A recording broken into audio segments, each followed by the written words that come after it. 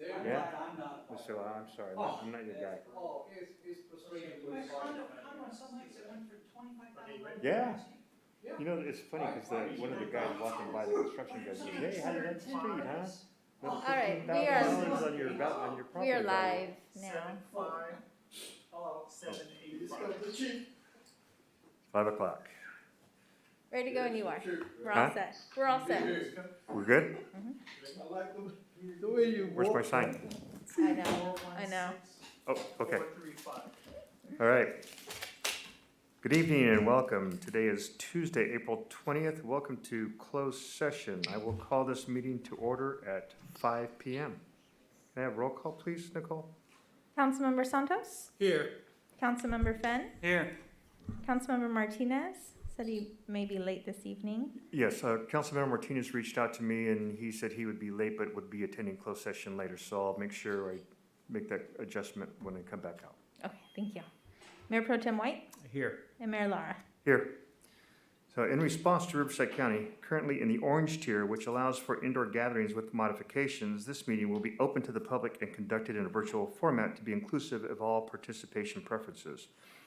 Public comment participation is encouraged by emailing any comments to the city clerk's office or by calling in using the phone number provided in the front of the agenda. Ms. Nicole, do we have any public comments at this time? I have no written comments. Okay. Mr. Pinckney, can you please read the items for discussion in closed session? Yes, it's item number 1, conference with labor negotiators pursuant to Government Code Section 54957.6. The city designated representative is City Manager Todd Parton and Administrative Services Director Carrie Mendoza. The employee organizations are the Beaumont Police Officers Association and the SEIU. Thank you very much, Mr. Pinckney. So with that, we will go ahead and adjourn to closed session at 5:02. Christine, I'm going to make you the host.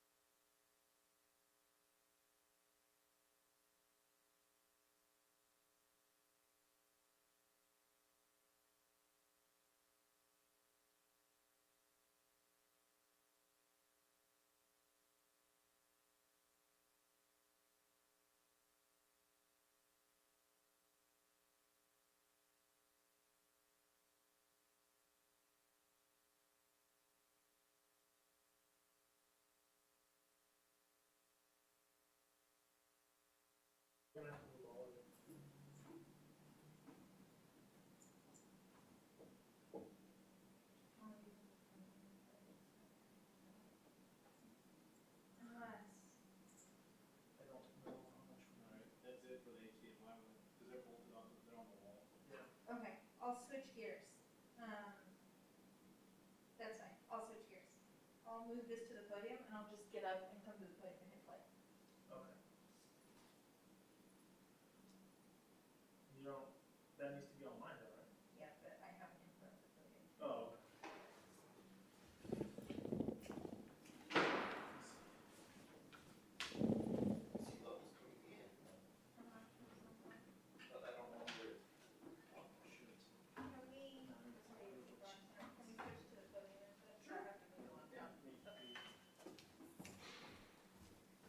Okay, have the laptop.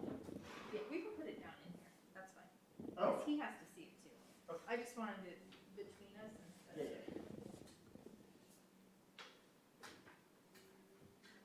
And then just set it right here for you?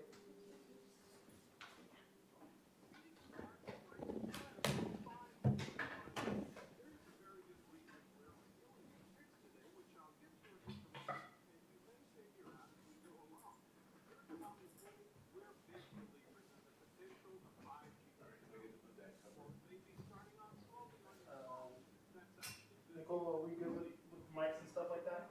Or you can put that cover back on? Yeah, does that come over here? Yeah, this one will reach all the way across. Okay, perfect, yeah, so let's go there. And then that one is, yeah, and then just, you can actually, if you want to just move that on over there. Yeah.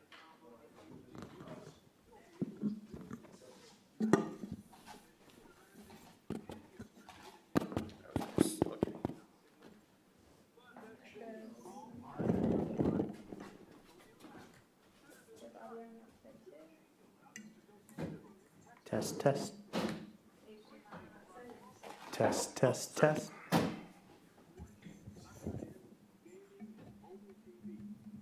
So I just muted that one and I'm muting this one. I just actually.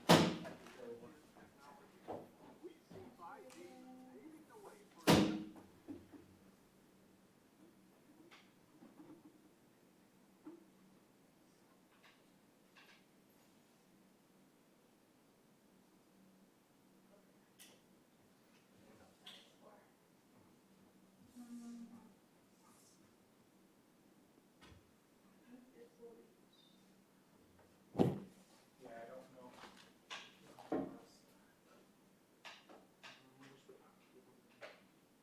Yeah, that's all we need. The monitor. Oh, yeah, that's not going to go any further. It's on the, it says it like this. That improves safety, people more options for traveling within Riverside County. We're finally seeing the I-15 express lanes opening up, and it's just been such a powerful thing for our community. Once the new connector is done from the 15 to the 91, we'll finally see a great network of express lanes for all of western Riverside County. RCTC is excited to celebrate the opening of the I-15 Express Lanes project and the start of the 1591 Express Lane connector. This is the Santa Ana River Bridge. It's over 1,500 feet long, and there are 65 precast girders placed. To me, when I look at that bridge, it's an iconic structure that will be here for years to come. You can just imagine trying to close the Freeway 60. The concept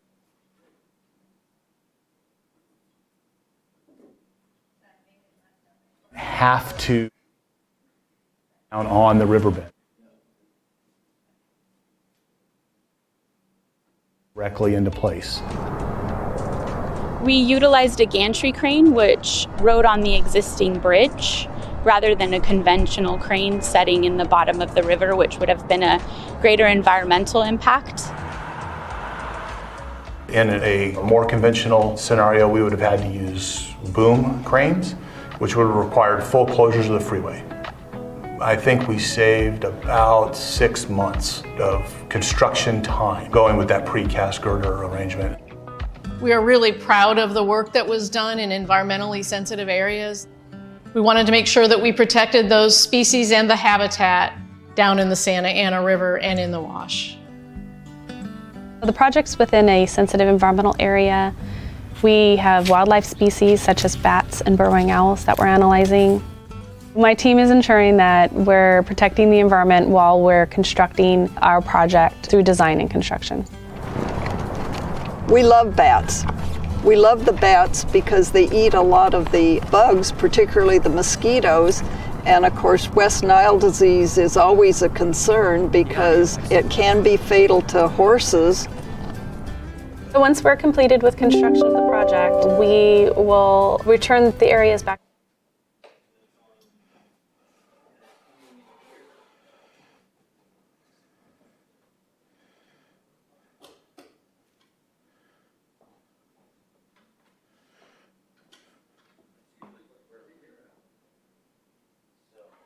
You get sound now?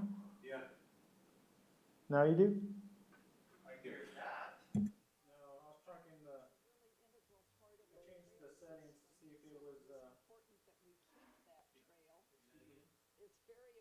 That the RCTC valued that trail system and recognized the importance of that area staying natural and part of something that future generations will be able to enjoy in its natural state.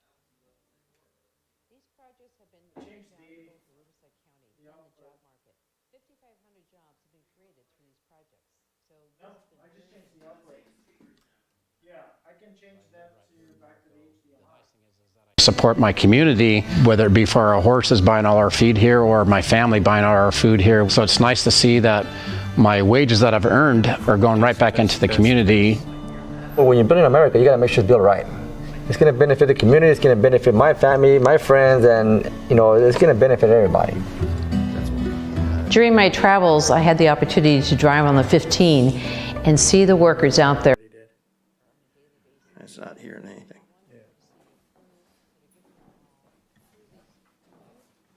Oh, that would, nope. I tried all that too. That was the first thing I'm I like, did.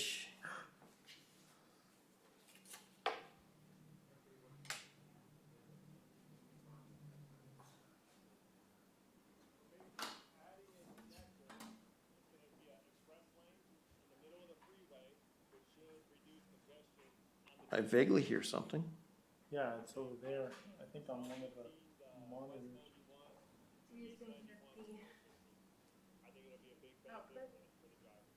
USB out, can I unmute it? Try that. That was the only one that I didn't mute because that would be going out to. I hear her very low. So let's not do that.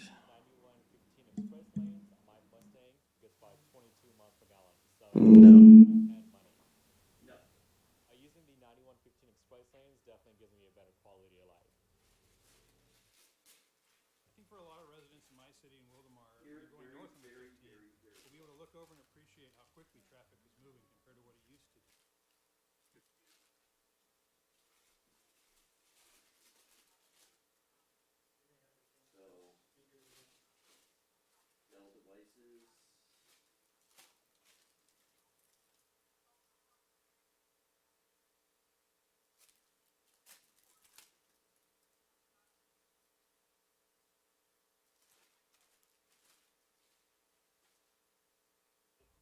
We are definitely all in this. The express buses, they get to utilize the new lanes and they get people to work, enjoying the time, not having to drive in the traffic.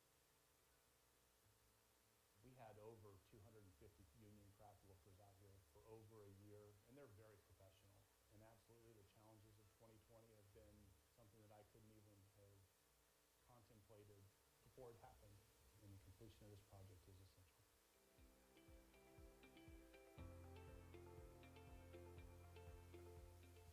Once this project is done, the 15 connector, allowing our drivers to finally move a little quicker on our freeway systems, and also as we finally are starting to come out of COVID, I believe the future looks bright for Western Riverside County.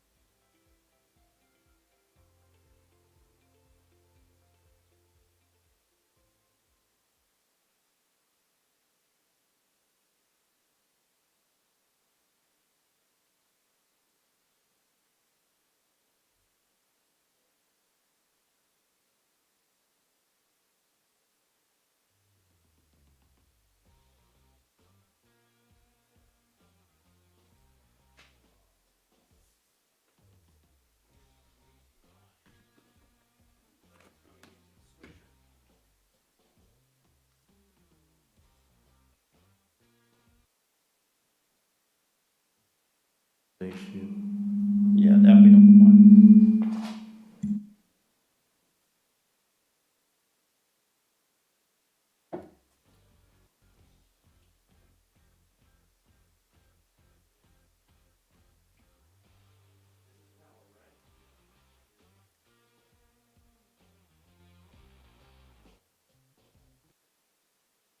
Oh, I know why.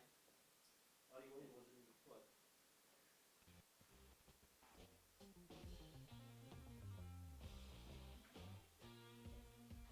But it was neatly coiled.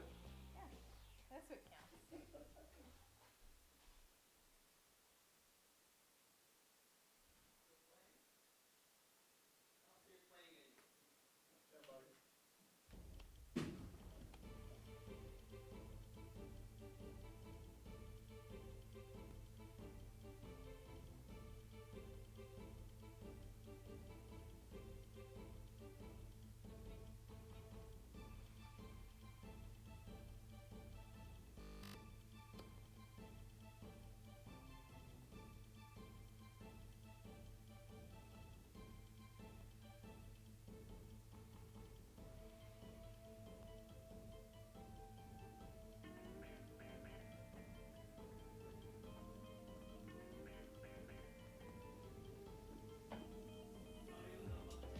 When filmmakers hear Riverside County, I think they associate that name with just the city of Riverside. I It hear it stretches all the way through the the San speaker. Jacinto I couldn't Mountains hear that and Palm speaker. Springs out to the Salton Sea.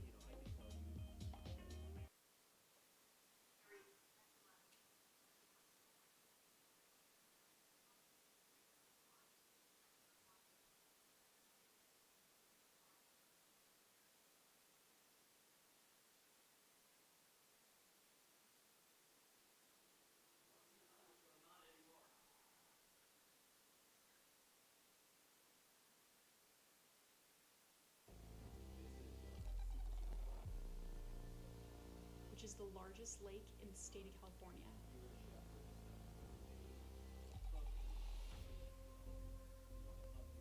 At the top end, you'll find the North Shore Yacht Club, which opened in 1959.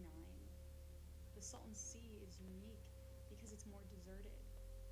There's open shorelines and just a stillness that holds incredible potential for breathtaking moving pictures or still photographs. In less than 10 seconds with this revolutionary toothbrush? It was created by a well-known dentist, and it took him over 3 years to develop the innovative expansion radius technology that powers it. He was tired of seeing his patients wasting their time with ordinary brushes. So he decided to partner with a product engineer to create a groundbreaking toothbrush.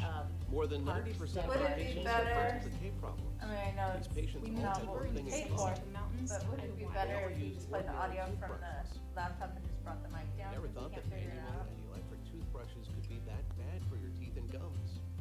But after doing Set research, among I tall discovered a pines, dirty secret sweet-smelling that proved cedars, and shocking. legendary rocks. The oral hygiene market has not advanced in The the town has last kept its 100 small years. town atmosphere with We've locally been owned using the same shops and toothbrushes restaurants. for the past century. No one ever bothered to investigate whether this was the ideal way. The truth is that these cleaning tools are the real reason why you That's the one RCTC. So is that one muted or is that?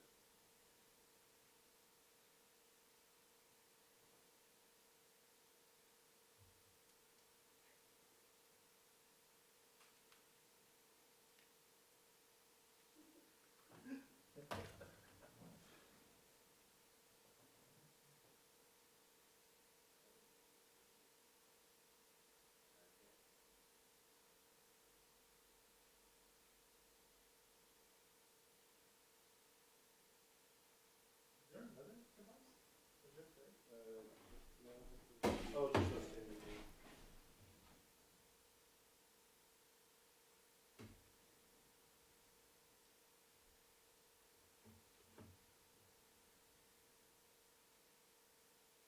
You know what? Try rebooting it. Because we've had it unplugged, plugged in. Sometimes you just need to reboot the things, make sure it's all the connections are there. Reboots don't work.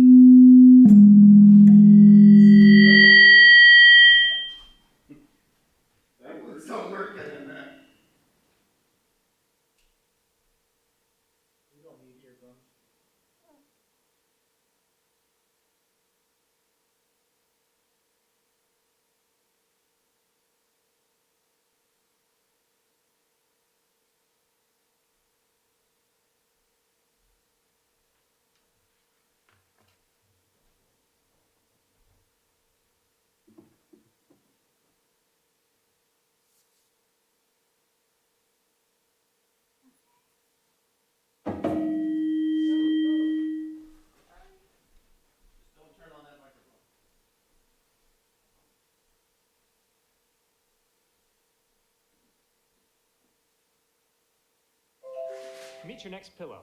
There you go. Why do we make our pillow in the shape of a cube? I'll tell you. The problem with pillows is that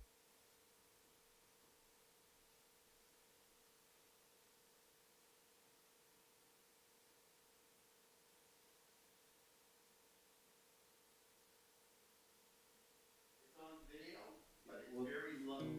That one might not have any sound. I hear something. Yeah. That video doesn't have any sound. But still, that's max on video. Yeah.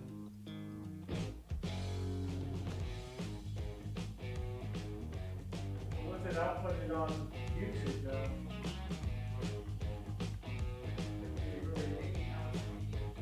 Yeah. It might be really loud on YouTube.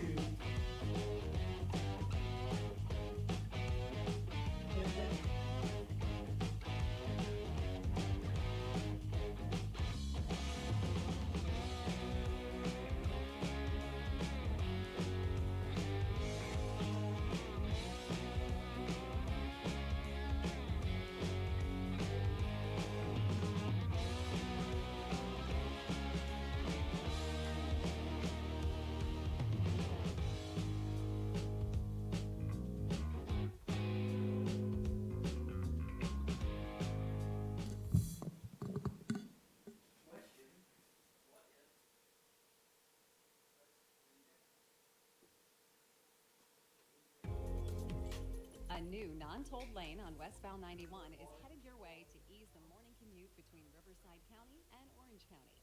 And this new lane is coming in record time. With public support, the Riverside County Transportation Commission, in partnership with the Orange County Transportation Authority, Caltrans, the Transportation Corridor Agencies, and the City of Corona.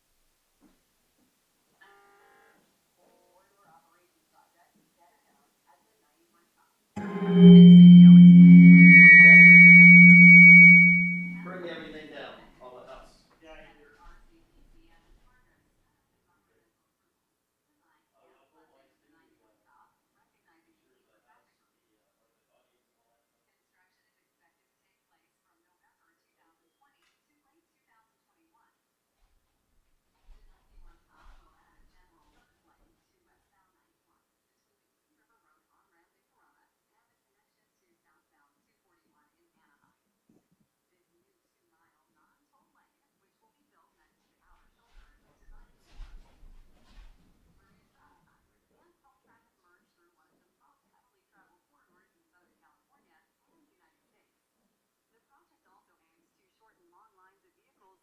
On Green River Road each morning, waiting to enter the 91.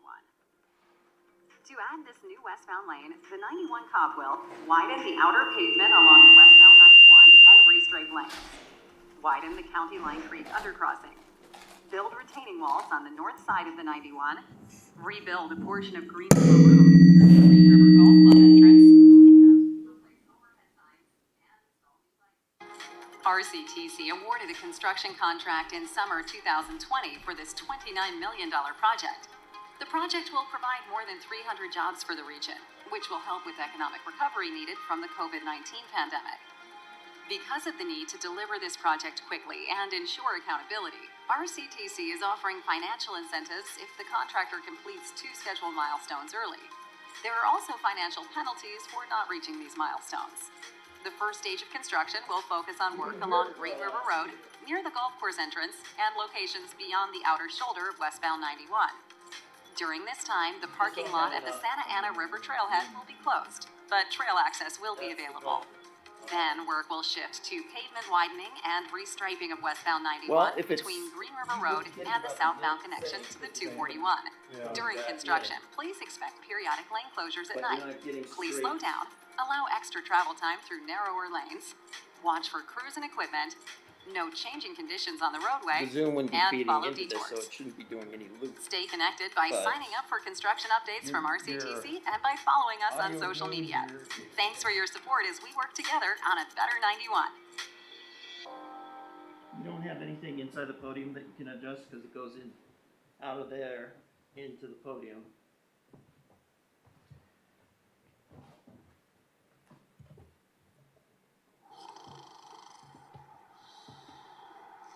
Oh, hey, sorry. Ever wondered what it's like to ride in a self-driving car? Well, come along and I'll show you. Oh, and I'll also answer the question that's probably top of your mind right now. If this revolution is going to be so big, when will it finally get here? And when will you be able to ride in one of these things? As a technology and investing reporter, I've ridden in several autonomous vehicles, and they're getting more advanced by the month. And CES in Las Vegas, the world's largest tech conference, is one of the best places to try them out. Now let's hop into this one, a model equipped by Yandex, which is so advanced it even offers rides with no safety person behind the wheel. And here we go, zooming through the streets of Vegas. And I can tell you that this is fun, actually exciting, for the first few minutes anyway, and then it slowly fades into something rather routine and uneventful, which is exactly what you want in a safe technology, right? But don't worry, when self-driving cars actually roll out and aren't hampered by their current design restraints, they're going to be comfortable, very entertaining, quite amazing actually. Now, you may have been hearing about ways to invest in this technology, and I think it's something that you should be looking at, because to me, this is surely something that will change the world and radically alter our lives forever. Think of streets and highways with almost no accidents or deaths. And with no accidents and highly efficient driving by the brains behind the car, your commutes and other trips will be far quicker and more enjoyable. Imagine reading, watching TV, surfing the internet. This could finally put an end to distracted drivers. And so with the vast and almost unimaginable changes to society coming up, you can see why I'm excited about the investing possibilities. If you've seen all the coverage in the financial press, it's easy to see why I think there's going to be a lot of money made by a lot of people. But here is the twist. Maybe the best way to invest in self-driving cars is to ignore the cars themselves. Here's what I mean. All of the talking heads in the media go on and on about Tesla and Uber and other big names, but they're not telling you the really big story behind it all. It's the giant prize that Tesla and hundreds of other companies are chasing. It's the ability to control the car that has my investor juices flowing, to be the brains behind the car. Instead of investing in the maker of a single brand of car, what if you could invest in the company that has its technology embedded in dozens of these brands? It's almost like their cash register rings every time most autonomous vehicles roll off the assembly line. And the amazing thing is this one company is not only poised to be a major player in self-driving cars, but it's already raking in billions of dollars in free cash flow by being a leader in artificial intelligence technology. And that is not only crucial for self-driving cars, but also everything from healthcare to retail to agriculture, and I'm just scratching the surface here. We at Motley Fool Stock Advisor believe this company presents a huge opportunity for us individual investors, especially if we get in before the crowd. But that crowd may be just around the corner. I've already seen this technology being pitched on ABC's Shark Tank show, and one of the investors on there went gung-ho for it by making one of the biggest investments in the show's history. And as for when you'll see the first self-driving cars available to you, believe it or not, Tesla is already set to unveil a feature-complete, fully self-driving update. The technology is here now, and while it's hard to predict exactly when it goes mass market, I expect it to roll out steadily in the coming months and years. So because we see the time drawing nearer when this technology hits the mainstream, Tom and David Gardner of Motley Fool Stock Advisor felt it was time to offer a special report called One Stock for the Self-Driving Revolution. This report is free to you when you sign up for Stock Advisor today. Why should you listen to the experts at Stock Advisor? Well, Motley Fool Stock Advisor has been helping investors find great stocks since 2002. Though not every pick is done as well as these, the full list of winners is much longer. But here's the bottom line. Over the last 17 years, Motley Fool Stock Advisors' average stock pick has returned 322%, and that's more than tripling the return of the S&P 500 over that time period. So simply enter your email address to learn about the one stock we think you need in your portfolio for the coming self-driving revolution.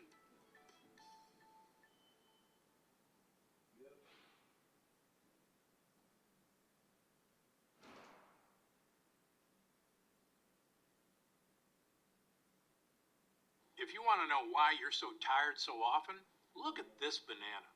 It's fresh, brightly colored. Looks great, right? Now, look at this banana. This one is brown and wilted. Believe it or not, knowing what happened to this brown banana is the key to getting your energy back. Want to know the secret to more energy? Do one thing.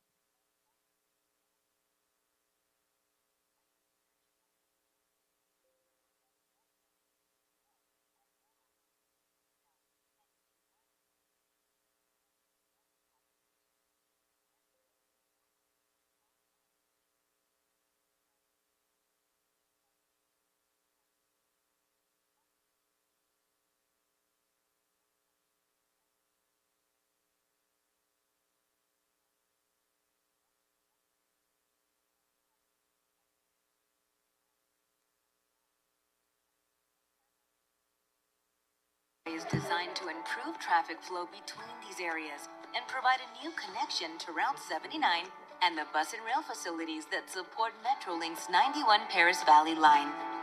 Future segments of the Mid-County Parkway will not fund any further work is uncertain.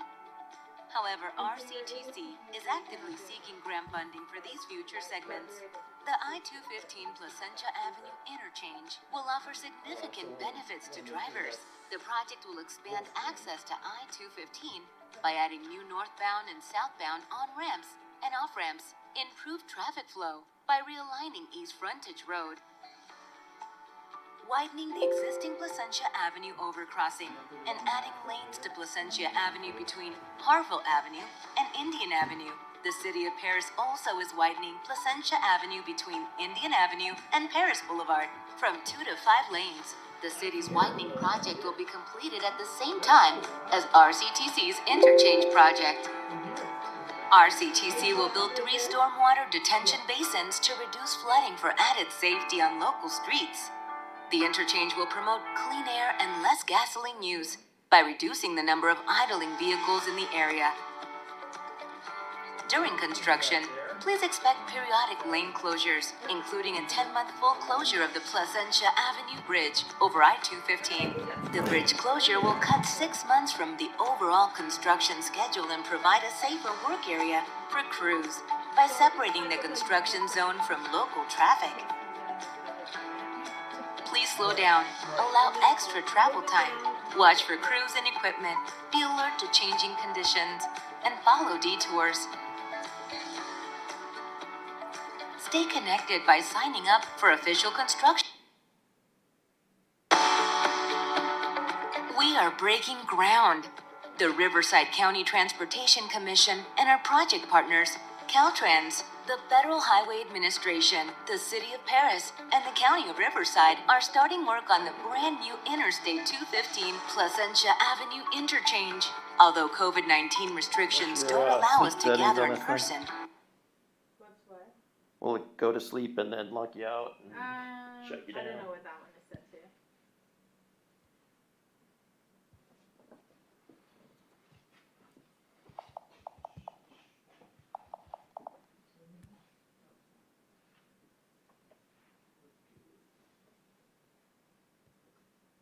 Alright.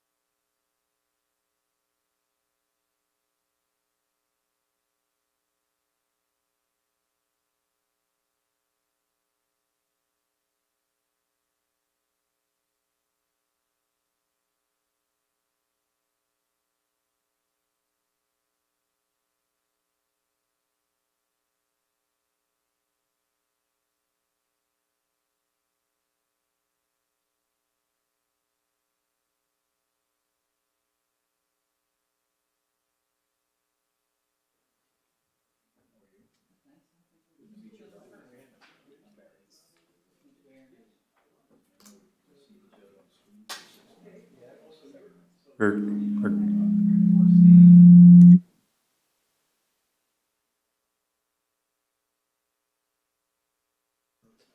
getting checked better. Thank you. It's still loud.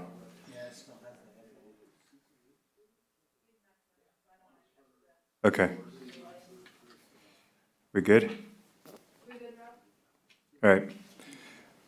We are back from closed session. Please let the record reflect that Councilmember Martinez attended closed session at 5:08, please. Mr. Pinckney, can you please report out from closed session for us?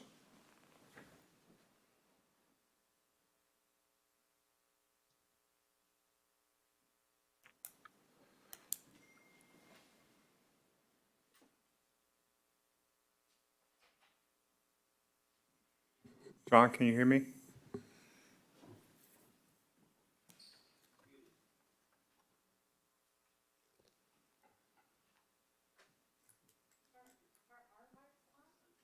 Hello. So, Mayor, would you like me to report out for you? Yeah, City Manager Todd Parton, can you please report out from closed session? Yes, Mayor. The City Council met in closed session at 5 p.m. this evening. The item for discussion was conference with labor negotiators pursuant to Government Code Section 54957.6. City Designated Representative, City Manager Todd Parton, and Admin Services Director Carrie Mendoza. Employee organizations, Beaumont Police Officers Association, and SEIU. There is no reportable action. Thank you very much, Mr. Parton.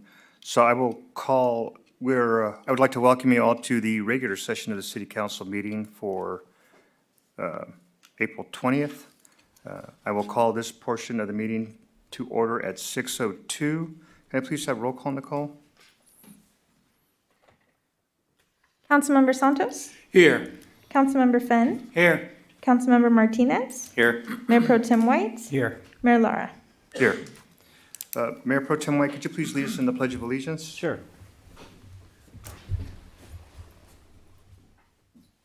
All right, ready, begin.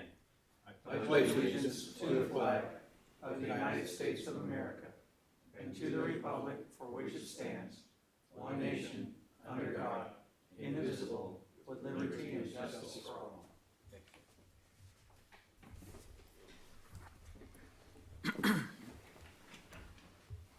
Okay, I do not believe we have any adjustments to the agenda at this time, nor do we have any announcements. That brings us to public comment period for items not on the agenda. In response to Riverside County currently in the orange tier, which allows for indoor gathering with modifications, this meeting will be open to the public and conducted in a virtual format to be inclusive of all participation preferences. Public comment participation is encouraged by emailing any comments to the city clerk's office or by calling in using the phone number provided at the front of the agenda. Nicole, do we have any public comment at this time? I have no written comments. Katie, do we have anyone on the line?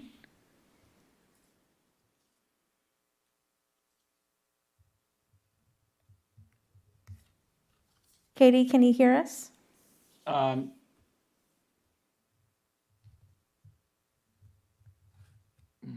I think we might be having some audio issues. Mr. Mayor, we can't hear the city council. Just to let you know, we should probably correct that before the meeting proceeds. Okay. We will take a short recess while we correct the audio problems.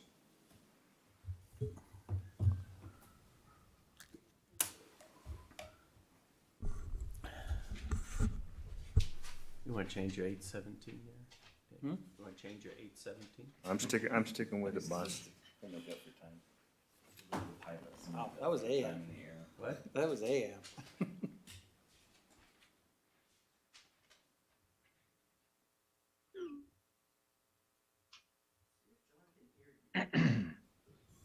John, can you hear me now?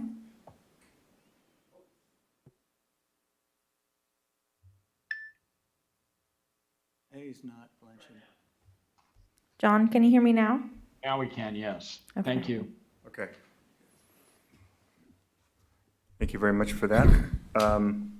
We'll go ahead and restart the meeting at 6:05. Nicole, can we go ahead and double check on public comment call-ins, please? Yes. Katie, do we have anyone on the line?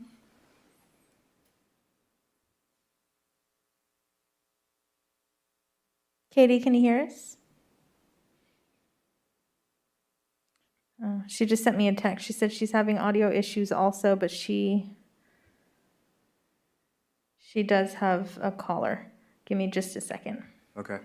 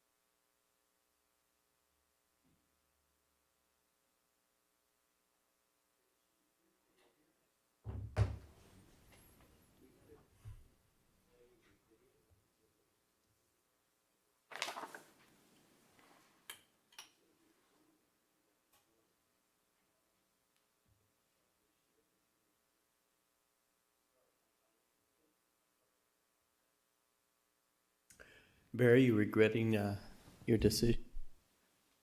He's all, no, it's like the old days. What do you mean? It's like the old. They are. We're live.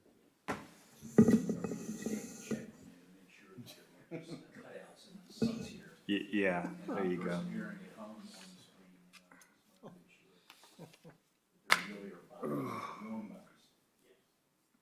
Check, check. I think it's better. That's a bad question. Knows we have pants on here. Yeah. That's the question where there is no good answer.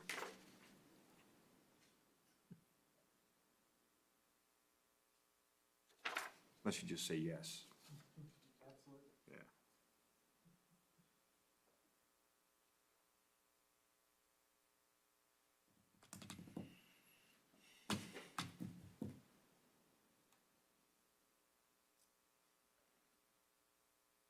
So do you think anybody would notice if I just say?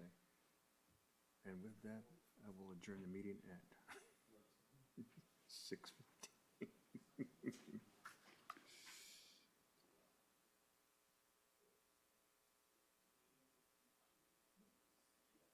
hard to remember what the dais looked like when it was those card tables, isn't it?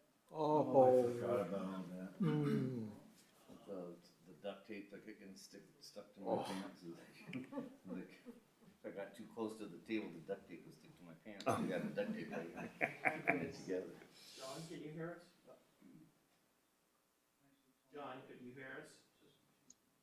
Are you asking me?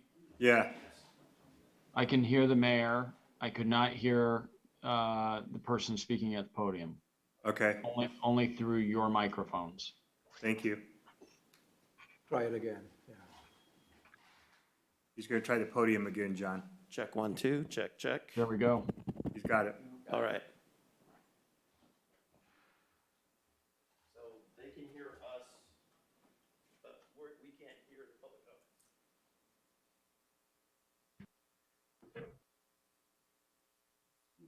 Problems all for 2 weeks with our computers. Oh, it was a mess. We couldn't get onto drives. Talking about that, Zooms and the stairs in here, that's dangerous. Man, Man, I know. I mean, recalling that again, oh, God. I don't know how they manage that, man. I think Nancy, so. Yeah, but then we go to consent and then She we got have public tripped hearings. in that before. She got the trip in there, so. Yeah. Because I was thinking about that too, but that's gonna.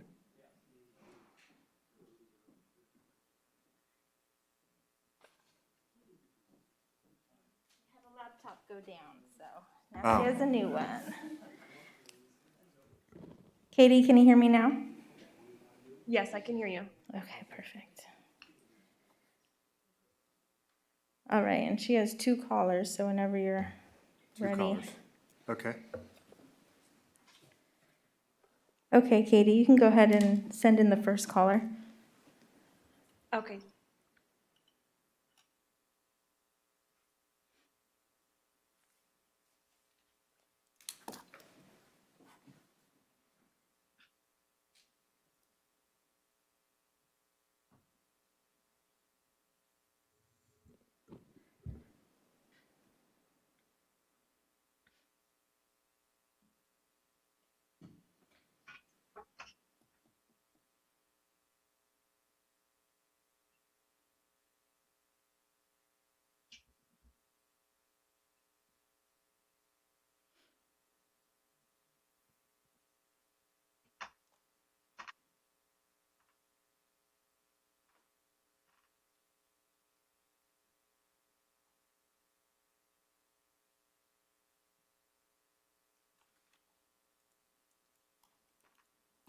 I feel like we're testing the first phone call.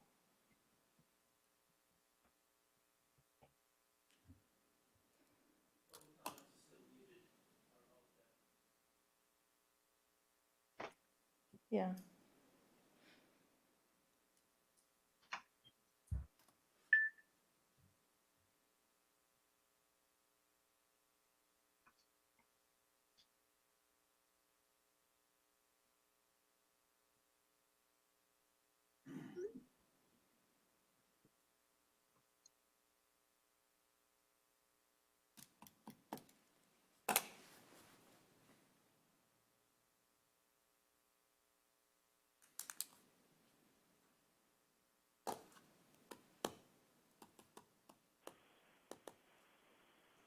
Caller, can you hear me okay? Yes. Okay, you're on with City Council. Go ahead. Good evening, everyone. My name is Cherie Williams. I was reaching out in regard to a needs assessment we completed in the city of Beaumont.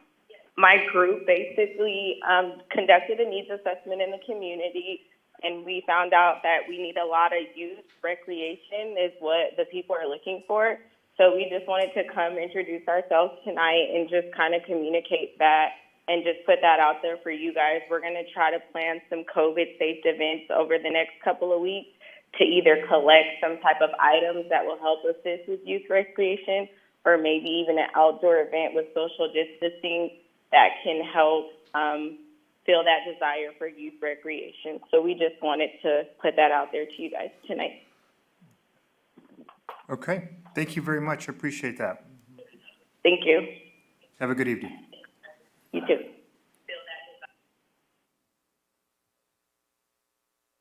Katie, do we have another caller?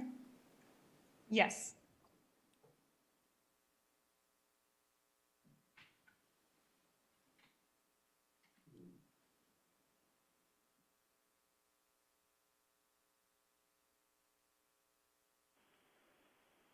Caller, can you hear me okay?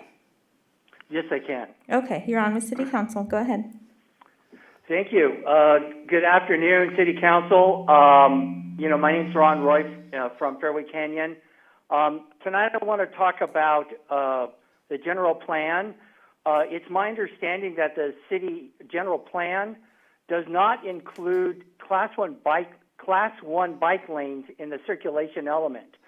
I'm requesting that the City Council start the process of amending the general plan to include class one bike lanes and other bike lanes not currently in the circulation element that might benefit Beaumont residents. I'm also requesting that the City Council issue a public statement outlining its visions and goals for expanding bike lane infrastructure to ensure the health and safety of the cycling community.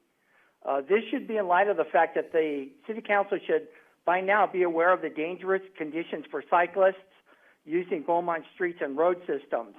And as a final note, I would also like to ask the city or request the City Council start the process of creating a active transportation plan for the city. Whether that's a separate plan or a part of the general plan, I'm sure the planning department understands the requirements under California state law. So I appreciate that, and I look forward to your public statement and your action. There's a lot of riders out here. We've got a lot of cyclists who want to enjoy the street system in a safe manner. So thank you very much for that, and I look forward to your action. Thank you. Thank you for your comment, Mr. Roy. I appreciate that. Okay. Do we have any additional comments on the line? No more callers. Okay. Just a quick question, Mr. Parton. When we put out we had the small working groups for the general plan, can you check to see if there was any requests for class one bike lanes during that whole process? Yes, sir. Okay, thank you. Is there any way to dial that volume down a little bit, Nicole? Yeah, I'm going to Please. fix it all here. Thank you. Okay. We are through public comment. That brings us to consent calendar. Are there any items that council members wish to pull for discussion? Or I will accept a motion. If not, I'll just make a motion to approve the consent calendar 1 through 4. I'll second. We have a motion from the second. Councilmember Santos? Yes. Councilmember Fenn? Yes. Councilmember Martinez? Yes. Mayor Pro Tem White? Yes. Mayor Lara? Yes. That brings us to the public hearing portion of our meeting this evening. Item 5, public hearing for fiscal year 21-22 and 2022-24 short-range transit plan status or staff report from Miss Elizabeth Gibbs. Good evening, Mayor and Council. Can you hear me okay? Yes, we can hear you. I'm going to turn up Okay. your volume a little bit. Okay. I'd like to jump right into the public hearing. This is our very exciting annual short-range transit plan that we present to you every year. This is, in a nutshell, the Transit Services Department's budget. We've been working with RCTC since February, and we are at a point now where we are ready to submit the package that you have before you tonight. So we wanted to go through it with you. And I do have a very short PowerPoint that outlines some of the highlights of this short-range transit plan. Let me see if I can share my screen. And let me just get it into slideshow. No.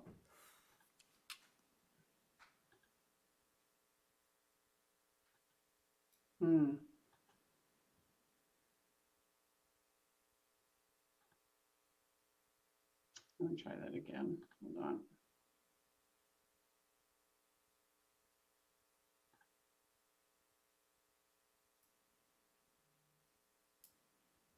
Okay.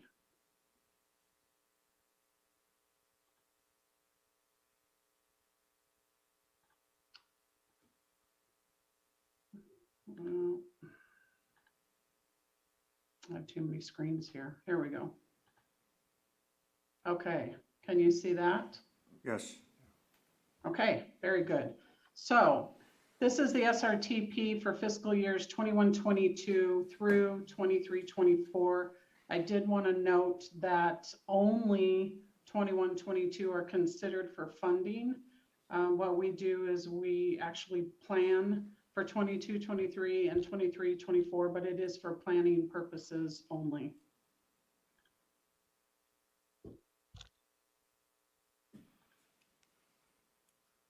So this is a list of key dates that RCTC issues at their kickoff meeting in February.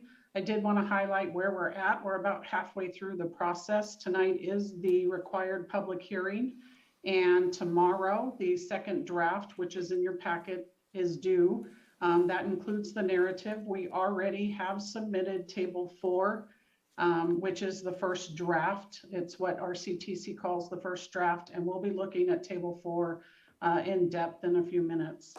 So after tomorrow's submittal, RCTC will return comments at the end of April, and then the final draft will be due May 7th, at which time we will make any changes that they've requested, and then it will be presented to the full RCTC board on June 9th and hope for approval. Transit's very stat driven. We track a plethora of stats throughout the year. This is just a very small snapshot of some of the things that we do. We do follow key performance indicators as required by our CTC and the Transportation Development Act. I just wanted to highlight a few things here. These are this is data through the end of March, so it's the first 3 quarters of the current fiscal year. Our fixed route boardings are down about 75% from fiscal year 20 and 88% from the previous fiscal years pre-COVID. Our paratransit declined 67% from fiscal year 20 and 78% from prior years. Our commuter link fared a little bit better. It declined 31% over last year and 35% from fiscal year 19, but that's attributed to an increase in service. It's important to note that fiscal year 19-20 and fiscal year 2021 both have fare box recovery waivers as part of the Transportation Development Act. And in discussions with RCTC, there is a proposed amendment to the TDA currently being discussed, and that may allow for a 3rd-year waiver, which we are very hopeful that goes through. And we won't know more until the end of June, unfortunately. So the real meat to this budget is what we call Table 4, and that has already been submitted to RCTC. And I'd like to just outline some of the highlights of this. So we currently have 6 fixed routes, 2 of which are peak routes, and they're not in operation at this time. They're affectionately known as our school routes, Route 7 and 9. We also have 2 commuter link routes, and of course we have Dial-A-Ride, which is our paratransit service. So if you look at the first middle, well, it's the middle column there where it says LTF. That's Local Transportation Fund, and it's derived from a 1/4 cent of the general sales tax collected statewide. The State Board of Equalization, based on sales tax collected in our county, returns the general sales tax revenue to each county's LTF, and then each county then apportions the LTF funds within the county based on population.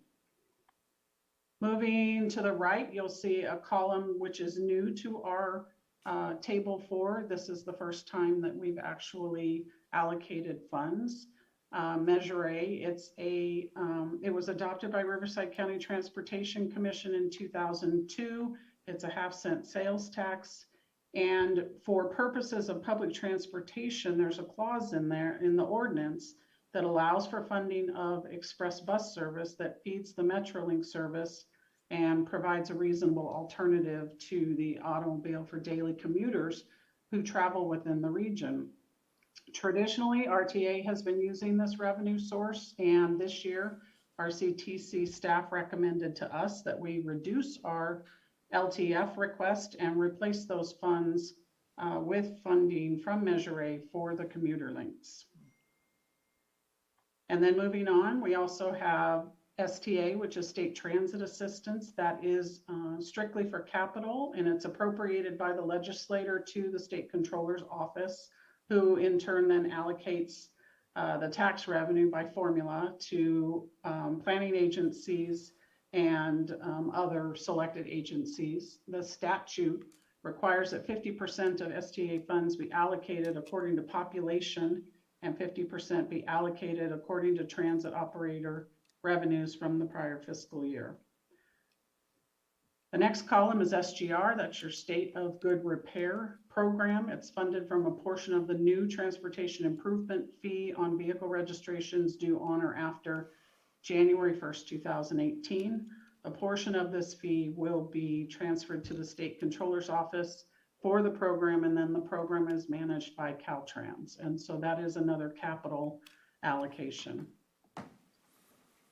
Most of you are familiar with LC TOP. It is Low Carbon Transit Operations Program. This has traditionally been our free fare funding for our free fare program. It's administered by Caltrans with support from the Air Resources Board under Senate Bill 862. It appropriates 5% of all cap and trade revenues throughout the life of the cap and trade program, and it began in fiscal year 2016. The program provides operating and capital assistance for transit agencies to reduce greenhouse gas emissions and improve mobility. And this is one of the only grants that we can use for operations. And so we always take advantage of it. However, we did apportion some of it this year to a capital program that I'll talk about later. And then finally, we have our fare box, which is currently set at 10%. You'll see an amount of $168,650. Obviously, that is not 10% of the total operating costs. And you'll see in a slide or two how we calculate that. That is based on excluded. It's 10% for non-excluded routes. So the 168 is included in that formula. Are there any questions on this table? There's a lot of information on it, and I'll break it down in the incoming slides, but I wanted to pause a minute just to see if there were any questions on this. I think we're good. Okay. So I always show you the operational cost elements. It's important to see where the funding breaks down and what we're spending it on. So personnel is 81%. And then we have fuel at 8%, vehicle maintenance at 5%, contractual services at 2%, and then other expenses such as utilities and things like that make up 4%. Personnel breaks down to PERS and PEPR at 8.9%, salaries at 55.4%, and overtime at 1.4%. There is an overall decrease in the operations budget from last year. There's a decrease of 11%, and that's mainly because of the comprehensive operations analysis was eliminated in this budget because we finished it. Your fare revenue calculations, I wanted to show the previous two audited years, what our estimate is for this year, and then our plan moving forward. So the first line there is fares, and that's basically your fare box. It's the charge for service. And then we have interest, and then we have other income transfers in. For example, if we sell any surplus items, the next line you'll see the LC top, which is the grant money, and then the exclusion. Any revenue from an excluded route has to be deducted from the total revenues. And that is because we deduct the total operating expenses from that. So you can't have it both ways. You can't include the revenue and not the expenses. And so we exclude the revenue from, or we remove the revenue from the excluded routes. That gives you your total revenue. And then we look at net operating expenses after the exclusion, and that's how we calculate our fare box recovery ratio. We did really well in fiscal year 2019. I think we were on track again for fiscal year 2020 until COVID hit. And this year we're hoping for about a 6% fare box, but again, we have a waiver for 20 and a waiver for 21. Our plan is 10.04 for fare box recovery ratio, and that's based on 4 excluded routes. Moving into the proposed capital projects, our first proposed capital project is to purchase 2 new Easy Rider 2 CNG buses, similar to the commuter link bus that we have. The drivers really like driving it. It's very comfortable for the passengers, and it has a seating capacity of 30 passengers. These will be replacement vehicles, and they will both be CNG, and we will replace 2 of our unleaded buses that we currently have in service. I did want to note that we did order 3 new buses that we took delivery of. There were some punch list items that we needed to get fixed, but they should be in service in the next 30 days. So those are 3 new buses that we've also received from previous fiscal years. And then we also have grant money for 2 new electric vehicle shuttles that we will be procuring in the next month. These buses do take an entire year for delivery. 3 more proposed capital projects: a video camera purchase and installation for $110,000, paratransit scheduling software for $14,000, and then a mobile lift for $60,000. We'd like to upgrade 18 of our 22 buses with the new camera system. They add to safety and security for both our drivers and our passengers. This particular project will be partially funded with LC-TOP money and STA money.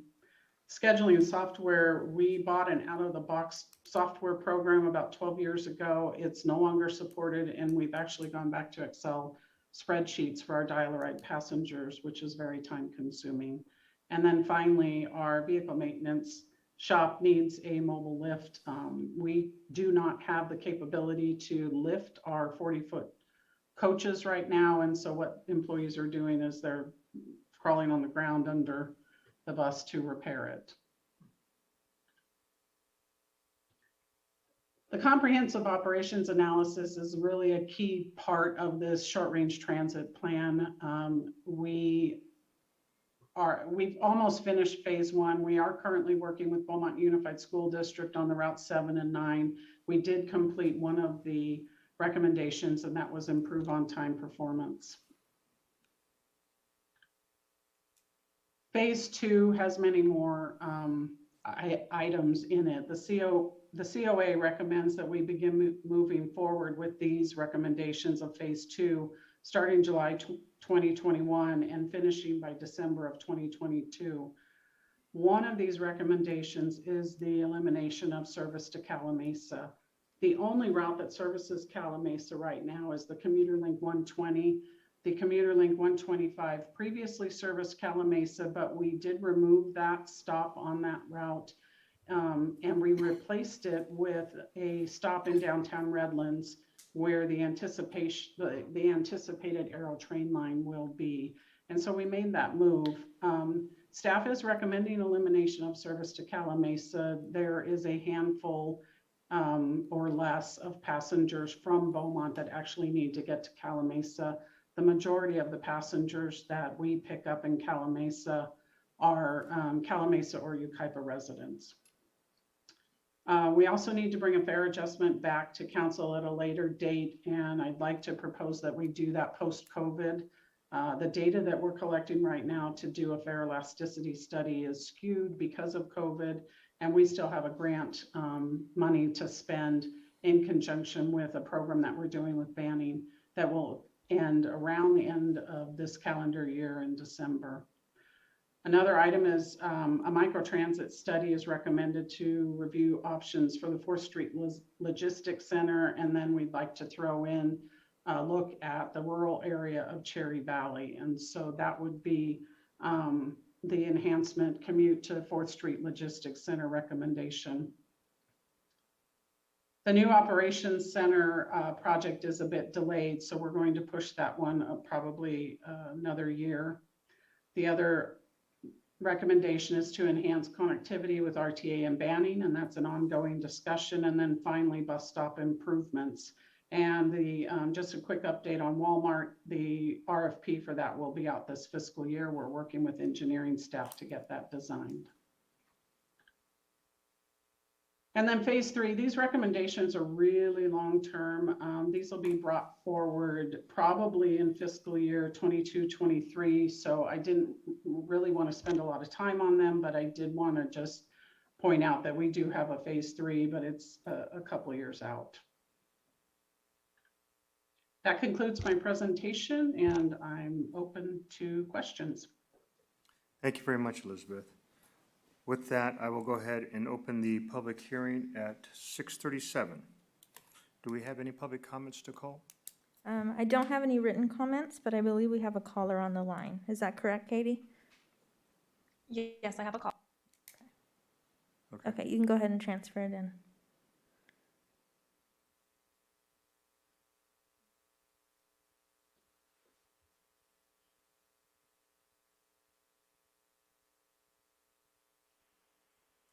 Caller, can you hear me okay?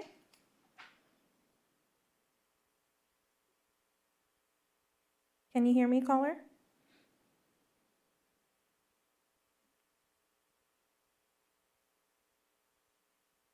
Can you hear me now? The phone line is connected, but they're not there. I'm going to go ahead and disconnect, and then they can call back. Okay.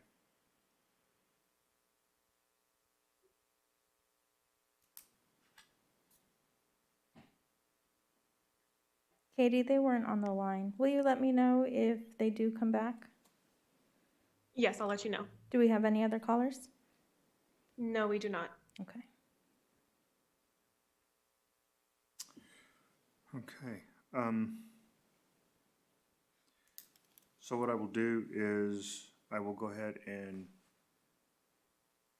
can I go ahead and close the public hearing and then reopen it? Or do I just continue the public hearing so that we can have council discussion? And if the caller calls back, we can go back into? You can leave it open if you'd like. Okay. While we're waiting for the other caller to call back in on public comment, do we have any questions for Elizabeth this time? Councilmember Martinez? Hello there. Couple of quick questions. Oh, that's loud. Hello. Just real fast, Elizabeth, how much retention was suggested for the LTF? Was it giving you a number on how much they asked you to cut back on that? No, they said that we had another funding source, and so they recommended the amount from Measure A, and we just reduced LTF by that amount. That's what I was hoping. So it was not really a loss of anything. It was just No, a shuffle. no, it's really more of a reprogramming. Okay. I didn't see any plans, CIP plans for the fueling station. Is everything going well with that? It is. We recently had a meeting, the city manager, the assistant city manager, and I had a meeting with the gas company. And we expect to be bringing a tariff services agreement to council here in the next few meetings possibly. And that will be the kickoff to construction. Excellent. Thank you. And plans for student transportation for the new school year.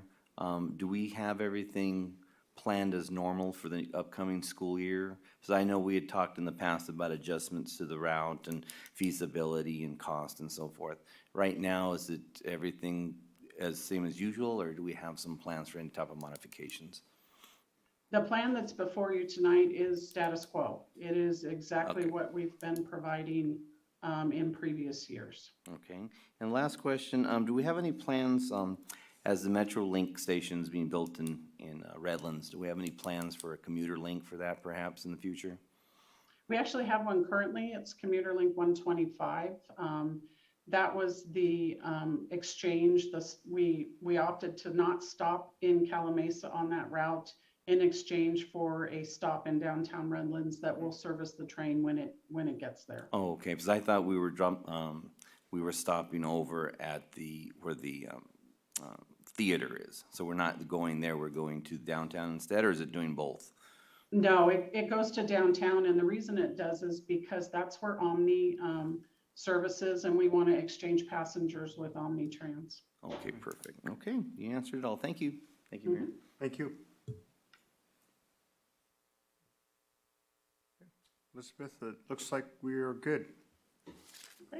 Mayor, our caller is back if you'd like. Okay, so we are through with council comments at this time. We'll go ahead and go back to public hearing. Okay. Katie, you can go ahead and transfer Mr. Roy through. Okay, thank you.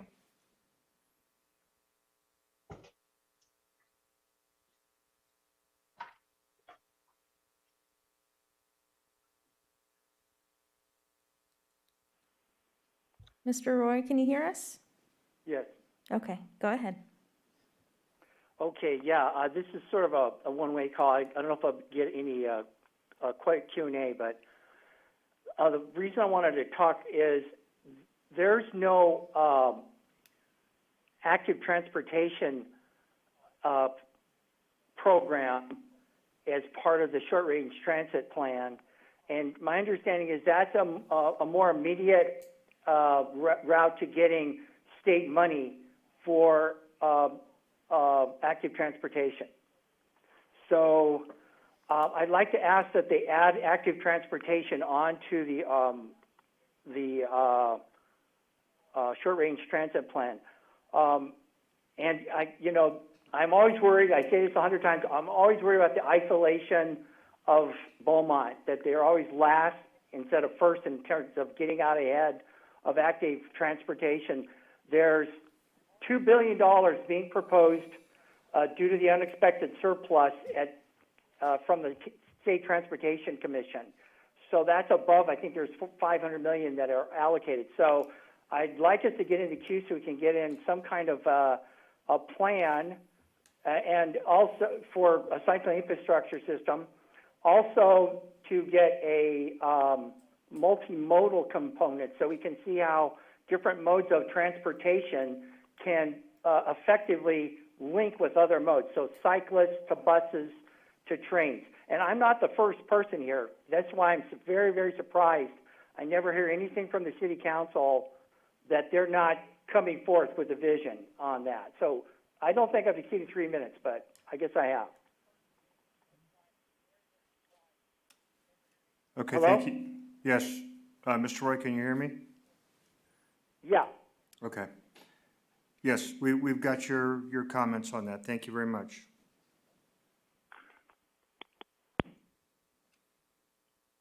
Katie, do we have any other callers? No more callers. Okay. So, Council, Mayor Pro Tem White. Yes, Mayor, I was going to ask if Elizabeth might want to comment regarding the active transportation in regards to the short-range transit plan. Certainly. So the active transportation plan is a comprehensive mobility plan. It is not part of your short-range transit plan. It is the short-range transit plan focuses on public transportation as it relates to buses and microtransit and paratransit vehicles. I believe what the speaker was referring to is more of an overall plan that moves people around the community in different modes of transportation, such as walking and biking. That would not be part of your short-range transit plan. Thank you very much. I have one more question. Yes, sir. For the city manager. Mr. Pardon, in the I-10 corridor plan that we're looking at, that did mention multimodal transportation, correct?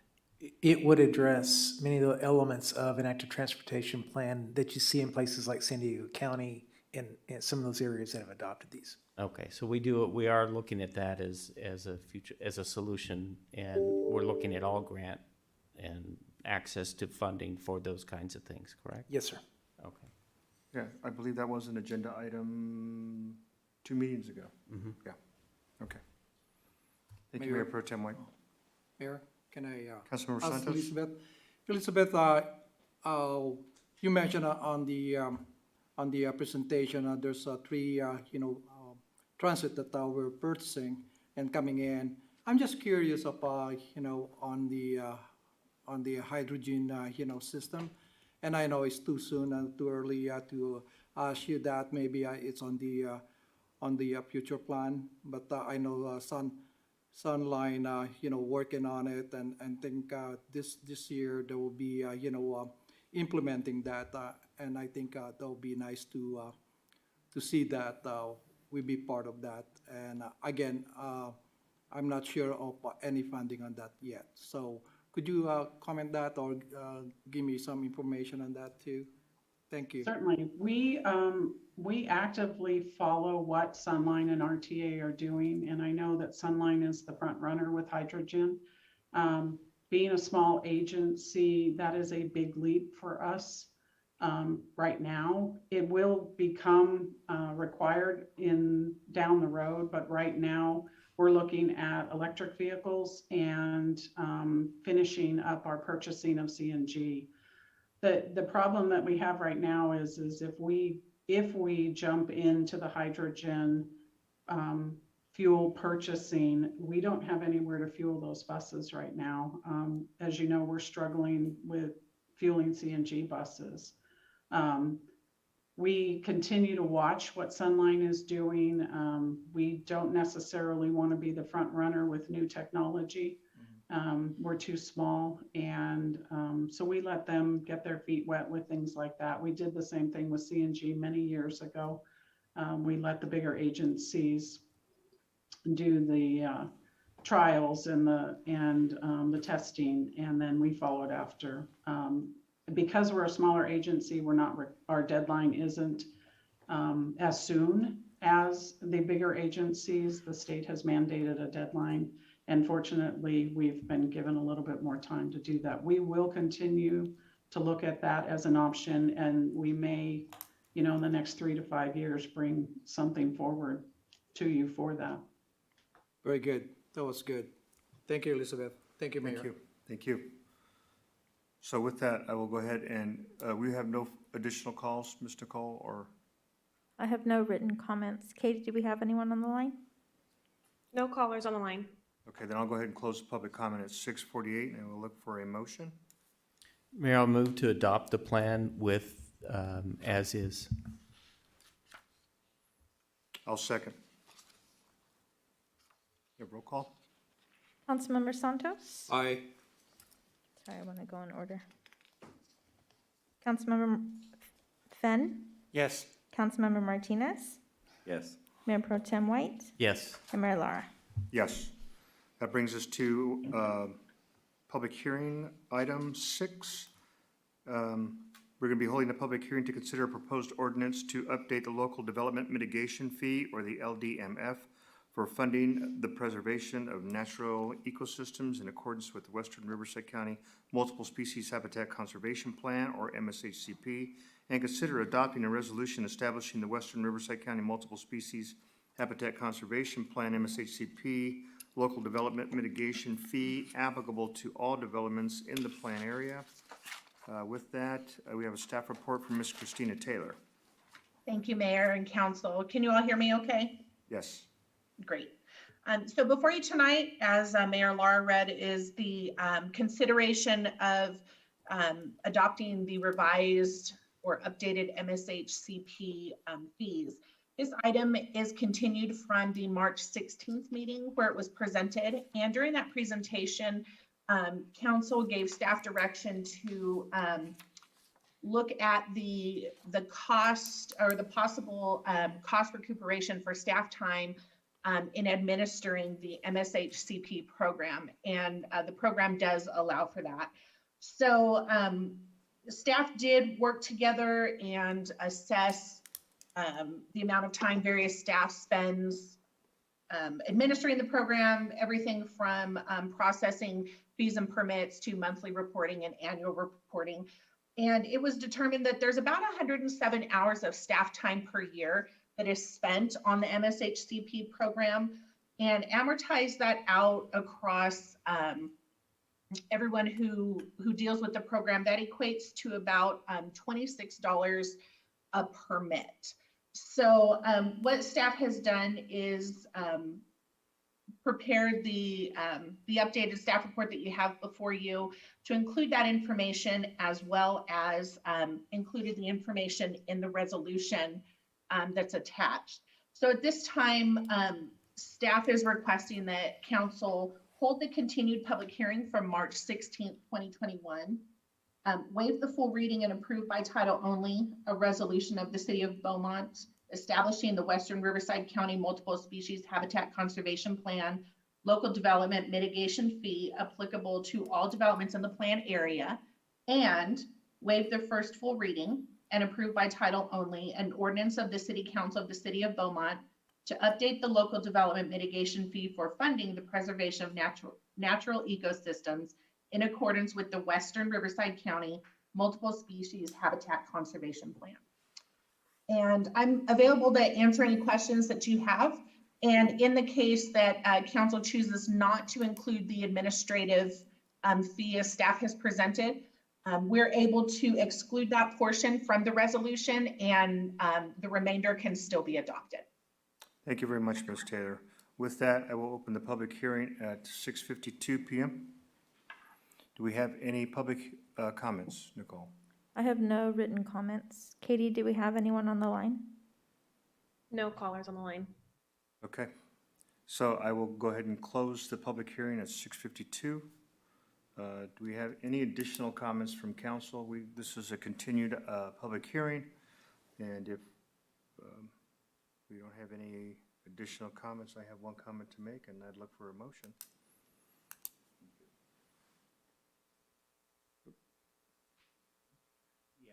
Question or comment? Mayor Pro Tem White? Yeah, Christine, can you sort of summarize the two parts? So my understanding is the first part is a local mitigation fee to cover our cost for the work that the city has to do for the MSHCP. And then the second part is the MSHCP's new fees, is that correct? Yes, that's correct. So the initial item, or the primary reason for bringing the item before council, is to update the fees that the city must charge as pass-through because we are part of the MSHCP program. So that is the primary goal of this item. In addition, the MSHCP program realizes that many cities do have some staff time that's required to administer the program. So they have allowed for cities to recoup that cost in addition to the permit fee that the program has established. So those are the two distinct components. Okay, and these fees that are being established for the city and then increased for MSHCP, these are fees that are paid by developers for when they take out their permits, is that correct? Yes, sir, that's correct. Okay. So there's a fee amount established for residential, I should say the different types of residential, and then there's fee associated with commercial and industrial. So depending on the type of development that is occurring, that would dictate the fee that's paid, but the fee is established by the program, not the city. And so the money that we're raising to cover the cost of the city right now, that amount that you brought up is being subsidized currently by existing taxpayers, correct? That is correct. We do not currently recoup any staff time costs for administering the program.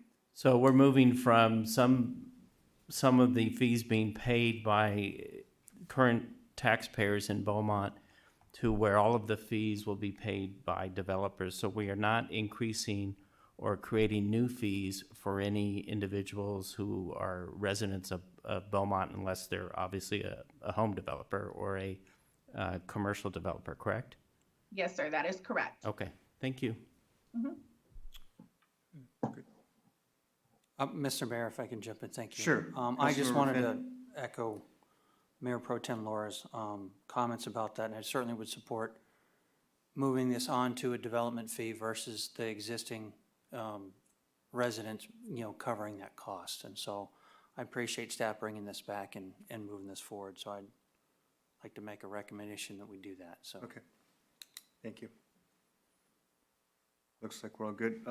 Christina, thank you for doing the fee study on that and making sure that we are able to recover our cost. I think a flat fee is much better than any type of a percentage of the fee. And it's something that we can go ahead and substantiate should we be questioned on that fee at a later time. So I appreciate the efforts that staff took to put that in place. And with that, I'll make a motion to waive the full reading and approve by title only a resolution of the City of Beaumont establishing the Western Riverside County Multiple Species Habitat Conservation Plan local development mitigation fee applicable to all developments in the pass area, and waive the first full reading and approve by title only an ordinance of the City Council of the City of Beaumont to update the local development mitigation fee for funding of the preservation of natural ecosystems in accordance with Western Riverside County Multiple Species Habitat Conservation Plan. I'll second. I'll do roll call if you're ready. Councilmember Santos, Aye. Councilmember Fenn, Yes. Councilmember Martinez, Yes. Mayor Pro Tem White, Yes. Mayor Lara. Yes. Okay, that brings us to action items. Action item 7, dissolution of improvement area numbers 19D and 19F of CFD 93-1 and formation of CFD number 2021-1. We have staff report from Mr. Todd Parton. Thank you, Mayor Council. So this continues with a process that we've implemented since I got here, which is where we have new phases of projects that were currently covered under CFD 93-1 come forward for development, that we are looking at the potential of forming new CFDs for those areas. So in this particular case, these are the two newest phases of Fairway Canyon that are being developed by Argent. They are looking to get these projects entitled, get the CFDs established, and they do have production builders which are moving into these particular sections. So the formation and the presentation that you'll hear in just a couple minutes from Ms. Sheppy with Webb Financial Services will kind of walk through and demonstrate to you that this is consistent with the process and the policy by which we've recently formed other areas such as Olivewood, projects such as that. So with that, Ms. Sheppy, can I turn this over to you?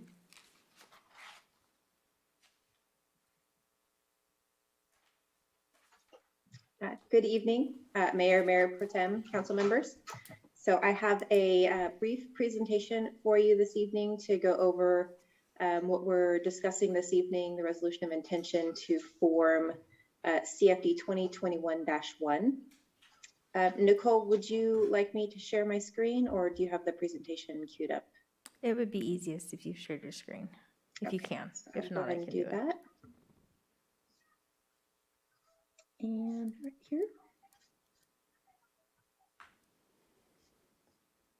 Okay, so CFD 2021-1 is our newest CFD that we're discussing this evening. We haven't gone over one of these in a little while, so we'll take you through the steps and what everything means this evening. The development overview. So this is 2 planning areas in the Fairway Canyon Master Plan community that were formerly 2 improvement areas of CFD 93-1. The current landowner is SDC Fairway Canyon LLC, and they have conveyed property in planning area 25 to Woodside Homes as a builder and to DR Horton in planning area 26 as a builder. These are ongoing developments. CFD 2021-1 is intended to develop into 529 single-family residential homes and will be comprised of 4 tax zones in the 2 planning areas. Each Planning area will consist of 2 zones. So zone 1 and 2 will be in planning area 25, and zones 3 and 4 are in planning area 26. The development is located east of Tuckweed Canyon Parkway and north of, north of Oak Valley Parkway, south of Champions Drive, west of the I-10. Zones 1 and 2 represent the northern section, planning area 25. So the differentiator in the 2 zones are the zone 1 lots will border the golf course, and zone 2 are the interior property. Planning area 25 is formerly improvement area 19D of CFD 93-1. And in planning area 25, you have Woodside Homes and SDC Fairway Canyon as current property owners. Zones 3 and 4 are in the southern section, so those are in planning area 26. Zone 3 lots are the ones that border the golf course in the southern section, and zone 4 are the interior lots property in that development. Currently, all of the area in planning area 26 is owned by D.R. Horton, and this represents a portion of the former improvement area 19F. So this just shows you a vicinity, kind of a big picture of where the 2 areas are located. At zones 1 and 2 in the north, zones 3 and 4 in the south. This is the boundary map. It's very detailed to show each zone and what section each zone is in, using legal descriptions for this boundary map. The RMA for the special tax rates includes, as we've discussed, special taxes for facilities. And some items that we want to highlight regarding the facility special tax is that there is no escalation. So the tax is flat. It does not escalate over time. The current estimated effective tax rates are between 1.98 and 2%. The city does have a policy of not to exceed 2% of an effective tax rate for any new CFD developments. I've broken down for you the special tax rate ranges between zones 1 and 4. The CFD for facilities component is planned to pay for facilities only and will not finance fees. That's another of the City Council's directives regarding new CFD formations. And the total eligible cost of improvements that have been provided by the developer and agreed upon with the city is north of $20 million to include streets, sewer, storm drains, and park improvements. So in the newer CFD program with the City of Beaumont, the requirements of forming a CFD to pay for any types of facilities is that the CFD is also required to provide for funding of services for the city. So there will be a special tax for public services that will be at the prevailing rate that all of the other newer developments paying the same tax will be paying on an annual basis. So the beginning rate would be $509 for CFD 2021-1, and that does escalate on an annual basis of CPI or 5%, whichever is greater, and that escalates the maximum assessment. Just to note that on both of these maintenance taxes, the maximum assessment does escalate on an annual basis. The city can elect, if necessary, to enroll a lower amount should the budget allow for that. The second maintenance tax required for new developments and new CFDs in the City of Beaumont is the special tax for maintenance services. So these are services that are being provided specifically for this development, maintenance that is not being covered by the HOA. So the maintenance calculation for CFD 2021-1 is $205 per unit, and that also has an escalation of the greater of CPI or 2% for that maximum tax. So the formation calendar, so step 1 is today's meeting, where we bring to you for your consideration the resolution of intention to establish and the resolution of intention to incur bonded indebtedness. Step 2, assuming approval this evening, we would come back to you on June 1st for a public hearing and election, and reading of the ordinance allowing the collection of the special tax. And then step 3 would be a second reading of the ordinance on June 15th. And so I'm available for any questions. And then we also have members of my team and members of the bond counsel legal team available, as well as the developer team. Thank you very much for that report. Nicole, do we have any public comment? I have no written comments. Katie, do we have anyone on the line? No, we have no callers. Okay, so.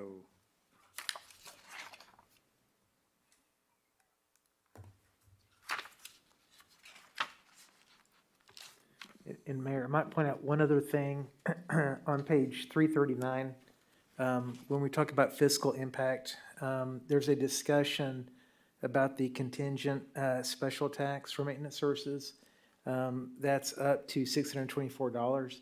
That is not included in the initial assessments that would go out. That is applicable only should we have a situation where the HOA is not maintaining infrastructure and the city needs to step in to address that.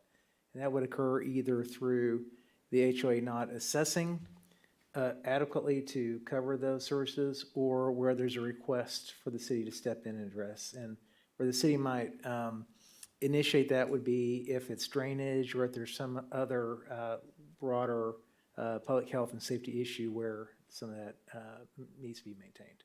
So I did want to call that out. So you have a base fee max, which is about $3,100, and then there would be potential to go to $624, provided that it's needed to address some of those deferred issues. Thank you for that clarification. Any comments from council or questions from council regarding this? I do, Mr. Mayor.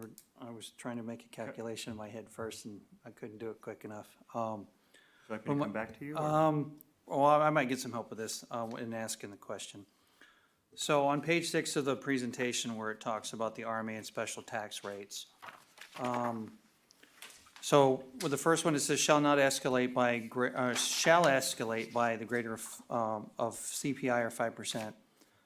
So I think the consumer price index oftentimes is less than that, so we can assume that it was going to go up 5% per year, and at 509 per year doesn't seem like a whole lot. But my big question with this is how many years is this special tax for the public service going to be and for the maintenance services? Because 10, 15 years down the road, that 5% adds quite a bit to it. And just so a homeowner is going to see outside of their 2% increase in terms of Prop 13 for their taxes increasing, they're going to see this escalator increase as well.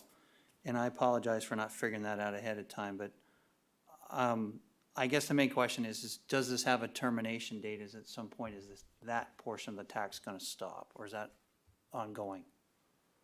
Mr. Party, So both of the taxes for maintenance services will continue to escalate through perpetuity as long as services are being provided.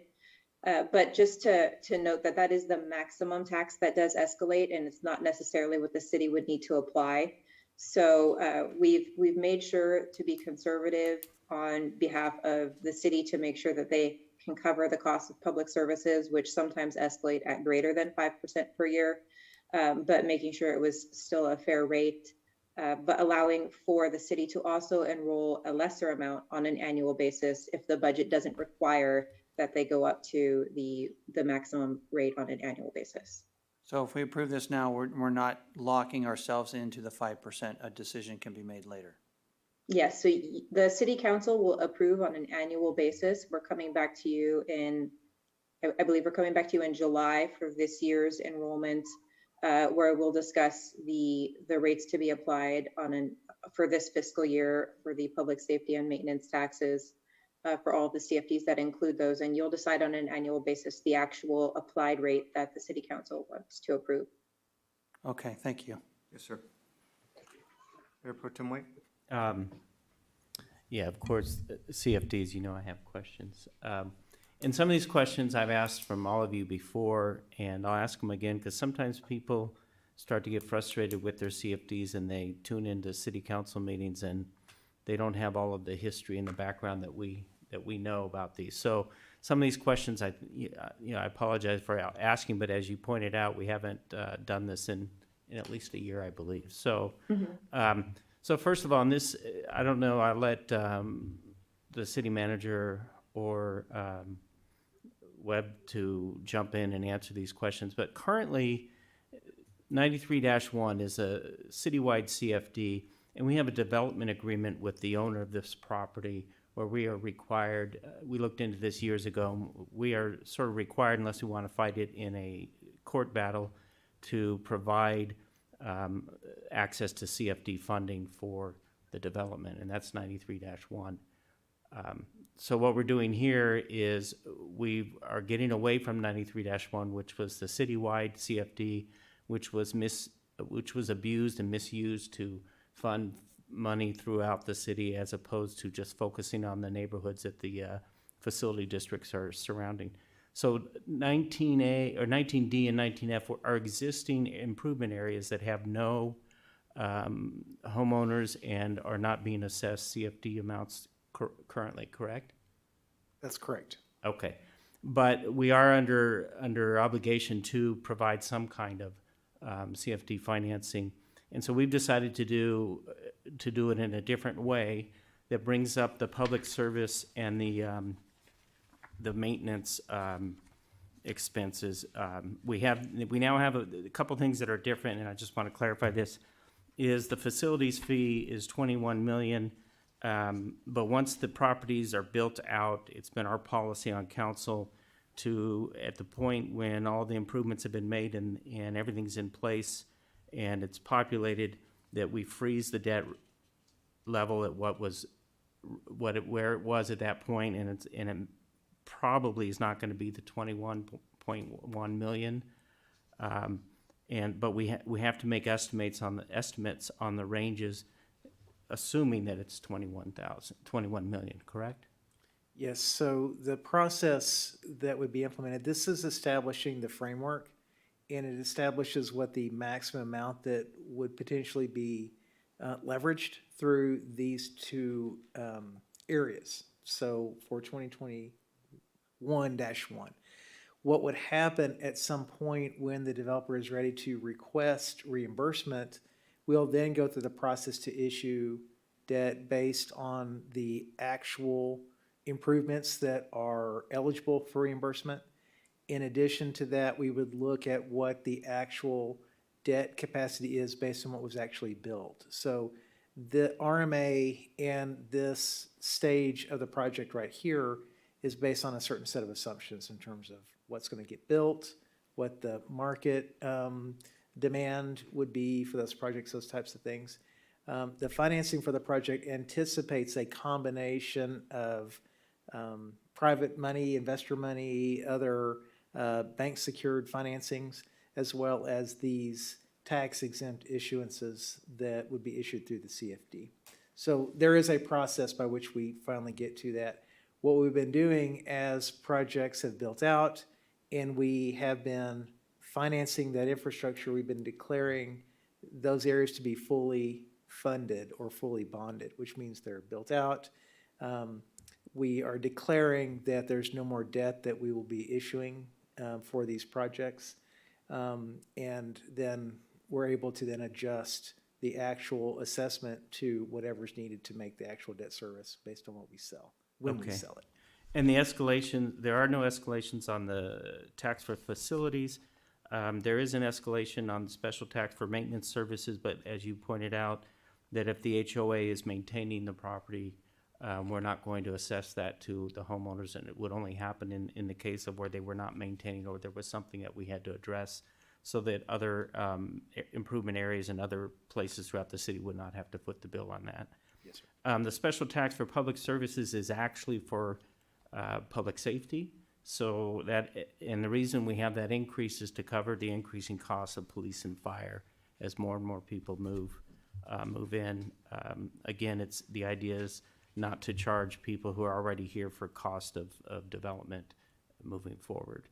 That's correct. And one thing to think about is what the escalating costs are going to be. For example, we know that there's probably about $750,000 that we'll need to add to the city's operations cost on fire service when we open up the West Side Fire Station, for example.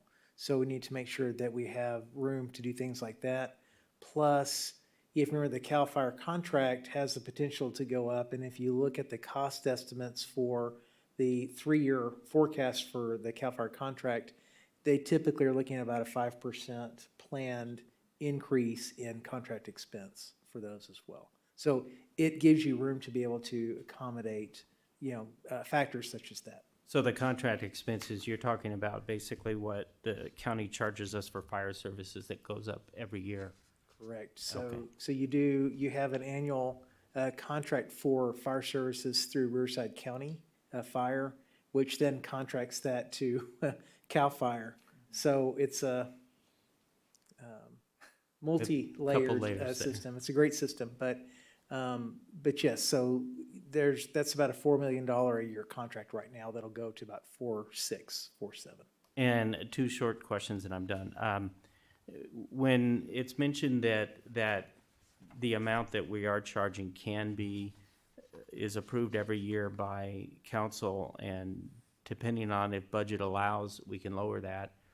When we're talking about budget allows, we're talking about the budget for that individual CD in that improvement area, correct? The CFD services dollars that come in and the facilities dollars that come in do not necessarily have to be tied to the geographic service within that CFD area.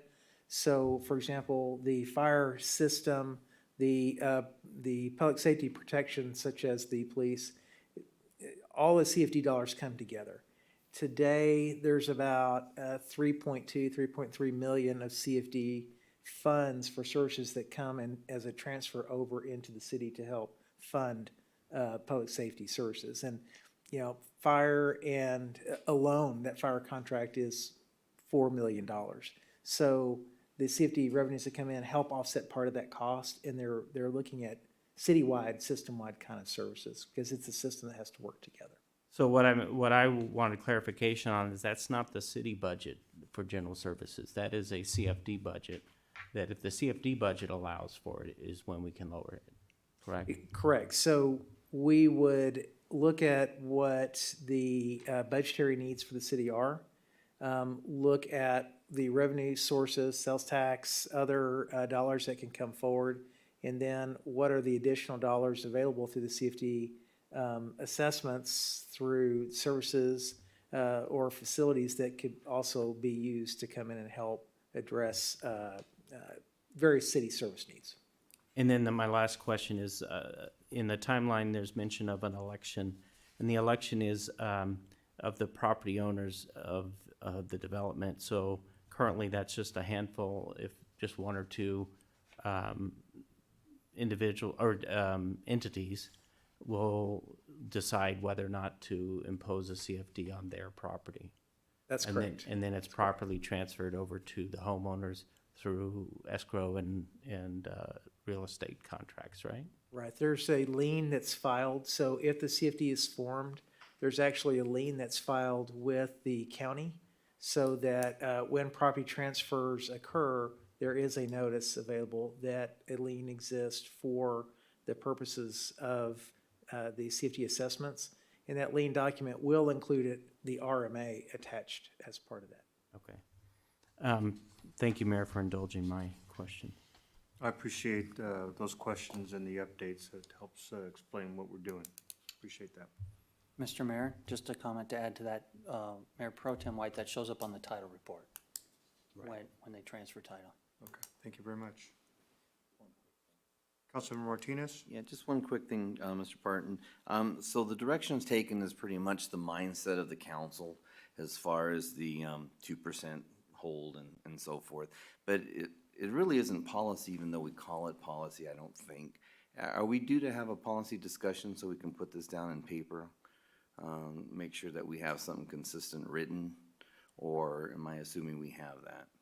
We have a policy right now that is from the original formation of CFD 93-1.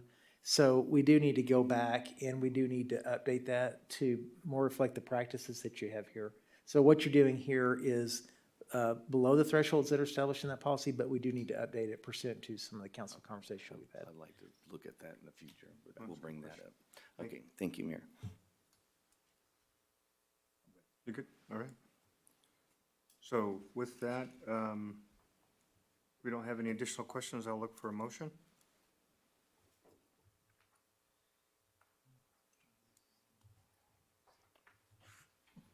Mayor, I'll make a motion to approve the recommended action.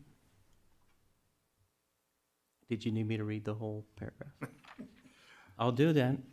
Waive the full reading, adopt by title only resolution of the City Council of the City of Beaumont, California, declaring its intention to establish City of Beaumont Community Facilities District Number 2021-1, Fairway Canyon, to authorize the levy of a special tax to pay the cost of acquiring or constructing certain public facilities and paying for certain incidental expenses, and to pay debt service on bonded indebtedness.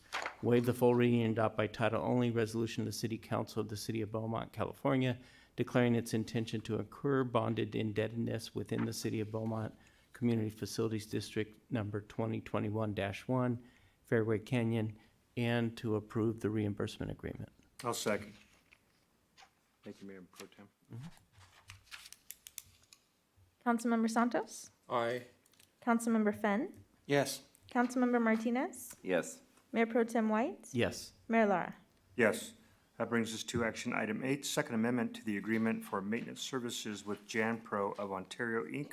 for custodial services. Staff report by Mr. Doug Story. Mayor, Mayor Pro Tem, Council, I have before you tonight a staff report where we are asking for an amendment for an agreement that we started back in October 2020. If you remember, we started an agreement with Jan Pro of Ontario. They are the custodial services company that's doing all the janitorial work for us here at the city. In October, we started that contract to just cover City Hall. And then we came back to you in December last year and asked if we could add PD and the PD annex. And so that contract slowly started to grow.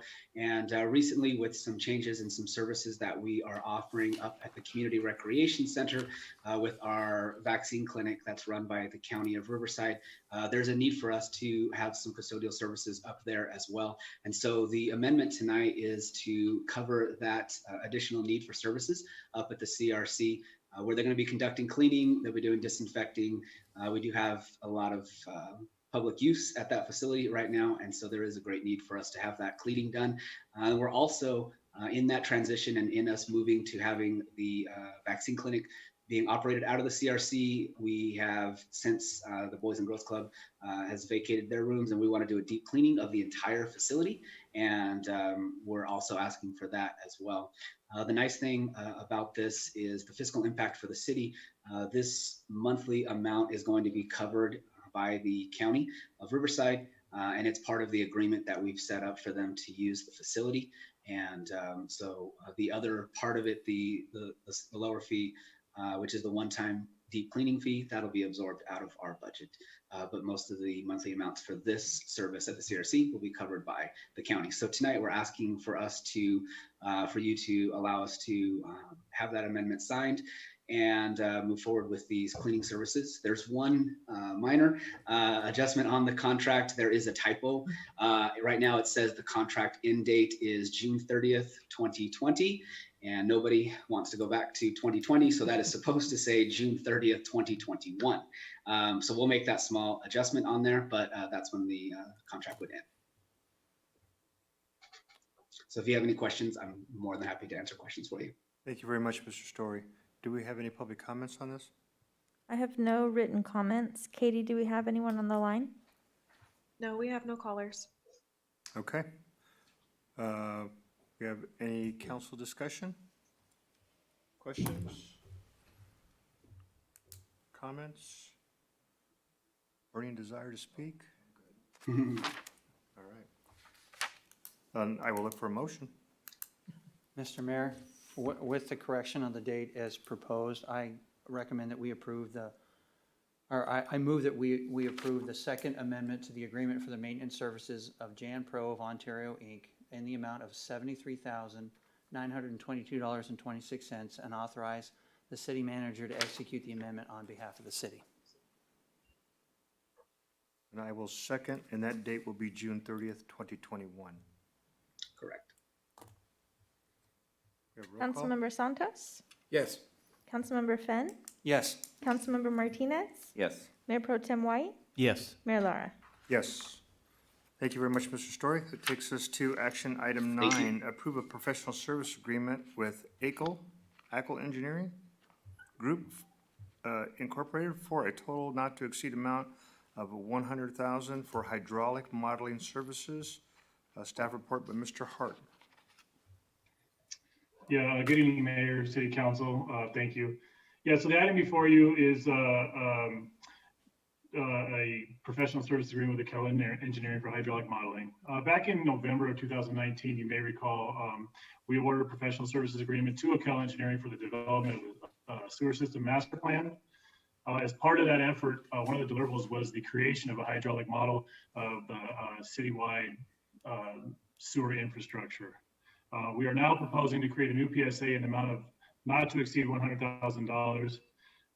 This PSA will be utilized only for on-call hydraulic modeling services, where projects are funded through developer provided deposits, grants, or other sources which are non-general fund. The purposes of this PSA is in order to ensure that developments as they come through are adequately mitigating their impacts, and we are assessing their impacts not only to immediate vicinity, but the conveyance all the way to your newly constructed wastewater treatment plant. And with that, it is recommended that the City Council approve a professional services agreement with Cal Engineering for a total not to exceed $100,000 for hydraulic modeling services. I'm available for any questions you may have. Thank you, Mr. Hart. Nicole, do we have any public comments? I have no written comments. Katie, do we have anyone on the line? No one on the line. Do we have any questions or comments from council?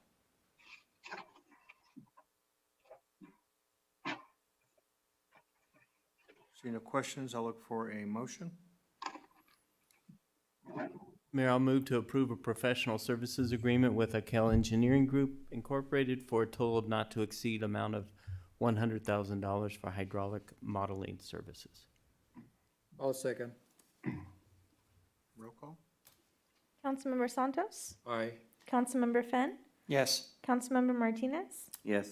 Mayor Pro Tem White, Yes. Mayor Lara. Yes. Brings us to action item 10, approve the street selection for the annual citywide street rehabilitation and maintenance 2021 project, capital improvement plan R-03 and R-04, and the 2021 mid-year street enhancement project, CIP R-06, and authorize city staff to finalize the bid package and solicit bids for the project. Staff report by Mr. Jeff Hart. Yeah, thanks again, Mayor, Council. Yeah, so a little background here.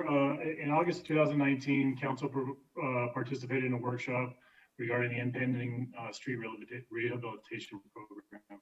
The workshop provided an overview of the various pavement distresses and repair techniques.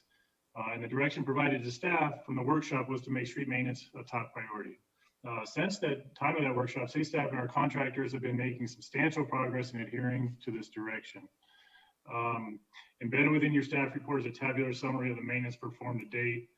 A few key highlights that I'd like to point out are, we've done over 4 million square feet of slurry seal, which totals over 18 miles in length and nearly 51 lane miles. We've done over 1.3 million square feet of mill and overlay restoration, which equates to over 6 miles in length and nearly 13 lane miles.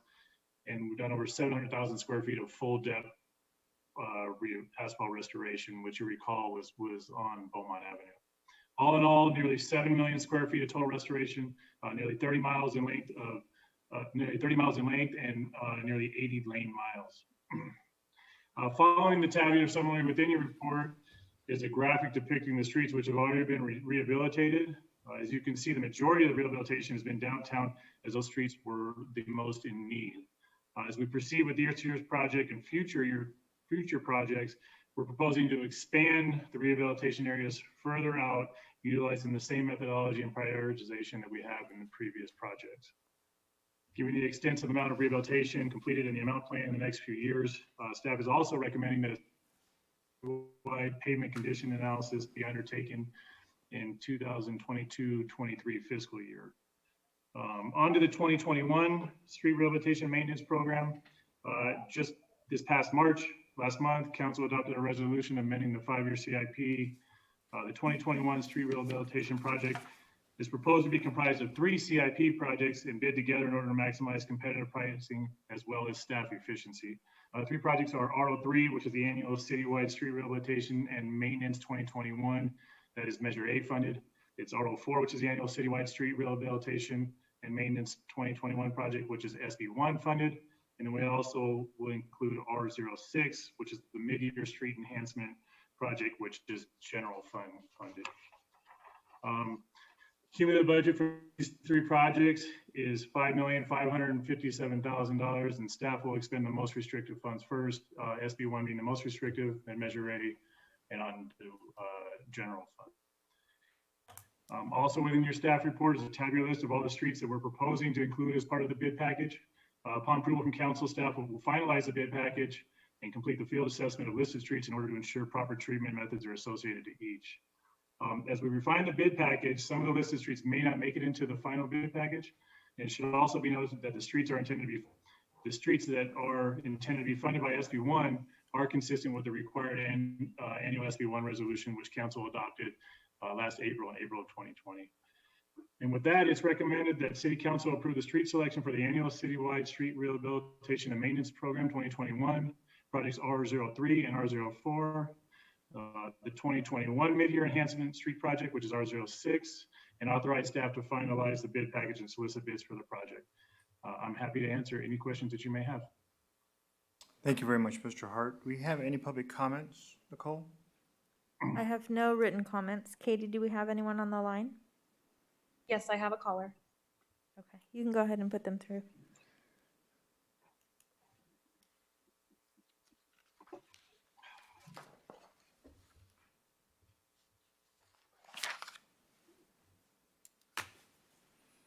Caller, can you hear us? Can you hear us? Yes, hello, this is Ben Jaggers, Beaumont Cherry Valley Water District. Okay, go ahead. Caller, can you hear us? Certainly, can you hear me? Oh, you have the YouTube going on in the background, so you'll have to mute that one. And you're on live with City Council. You can start speaking. All right. Can You have the YouTube going on in the background. yeah. All right, let me just walk. Let me walk away. Can you? Hello, this is Dan Jaggers. We can hear you. Go ahead. All right, I just wanted to identify that our district is certainly interested in working with the city on collaboration regarding street pavement and repairs. We had a discussion last week at our board meeting, and city staff attended, as well as 2 council members who are the liaison, and I wanted to thank staff and the council members who attended, and we look forward to the continued collaboration to ensure that the community's needs are met to the best of our ability. So I wanted to say we're supportive of the city's street improvement projects and hope to continue to work forward. Thank you. Thank you for your comments, Mr. Jaggers.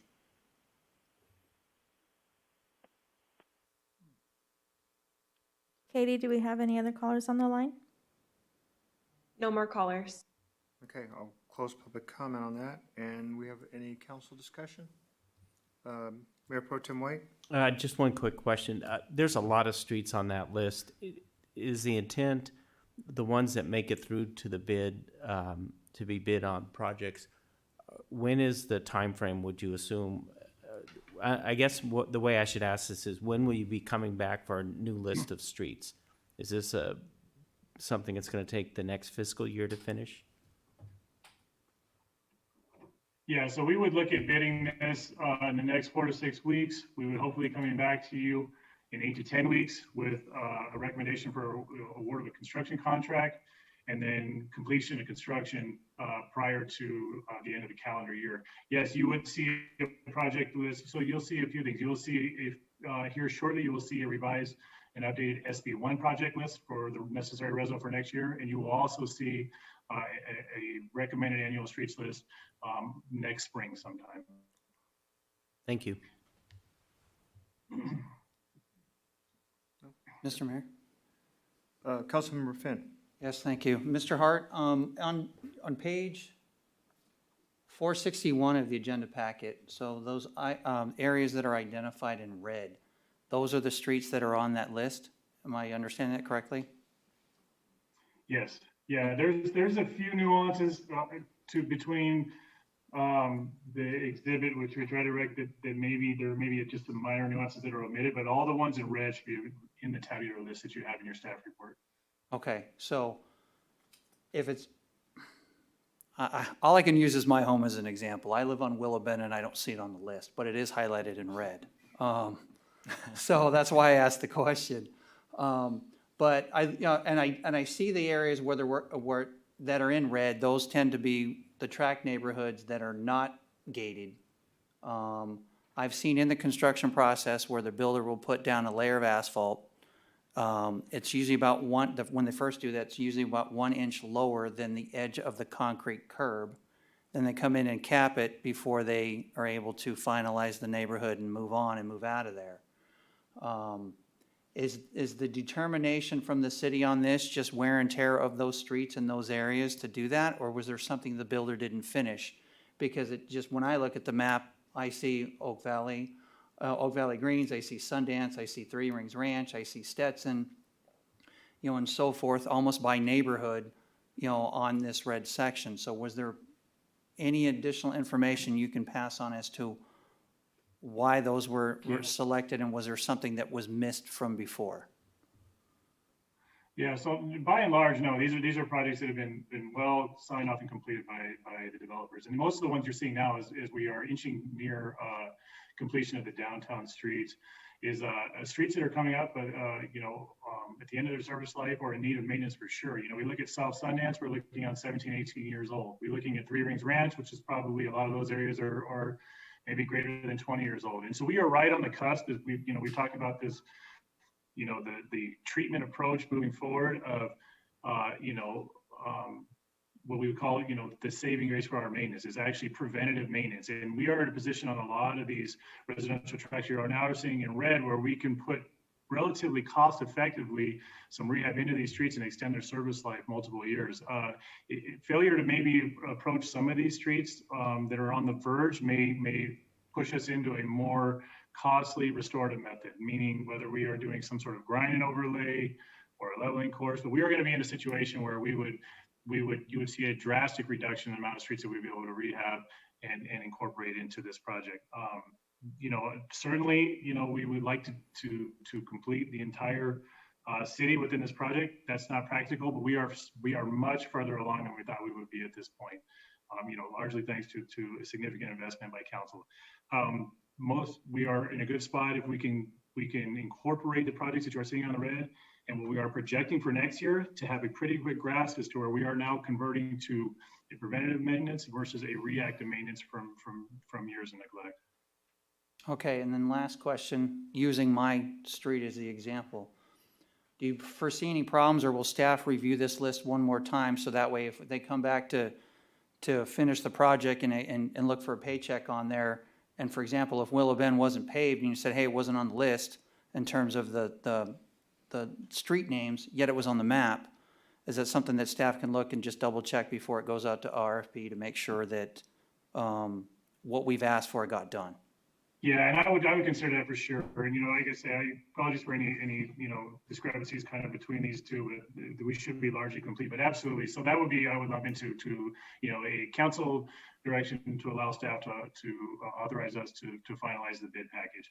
And as we go through that, not only will we make sure that we have complete accuracy between the maps provided and the tabular list, but we will do an actual site true visit to all of these locations to ensure that the recommended restoration method we are putting in the bid package is what we determine is the best treatment means moving forward. So, and then last question, so then as part of the RFP package, does staff kind of walk the city with somebody, or do they just review it online with maps?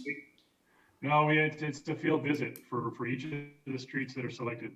So okay, very good, thank you. These are all visit, and one of the things we've been able to do, at least in the past, and we've been able, I think, to stretch this a little bit further is we've been able to identify where maybe not a whole street needs to be completely removed and restored. And we've been able to spot, identify, dig out areas which are certainly failing, but maybe the entire street isn't failing. And so we are confirming those all, on the ground. That's good, yeah, because I can certainly understand that some would need more work than others, so that's great. Thank you. Yeah, it's really great to see a street maintenance program put together in such detail. And one of the things that we had talked about prior to your arriving on council was the preventative maintenance that we can do to stretch the life of expectancy of a street out. In the area where I live, they hadn't done anything in over 50 years, which made a lot of extra work and fewer miles to take care of. Mr. Hart, the only thing I was asking or wondering, on Palm Avenue, which would be south of 6th Street, the last time they did Palm Avenue, they left that section off. When we redid Palm Avenue this time, obviously that section was left off again.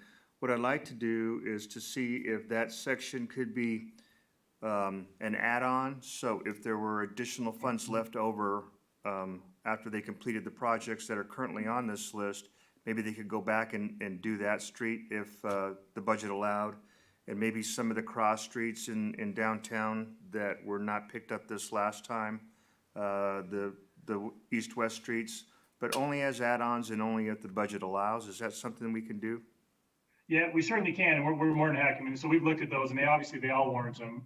You are correct, and it becomes kind of a tightrope act as to which ones get in and which ones don't, because they all are have a reasonable justification to do so.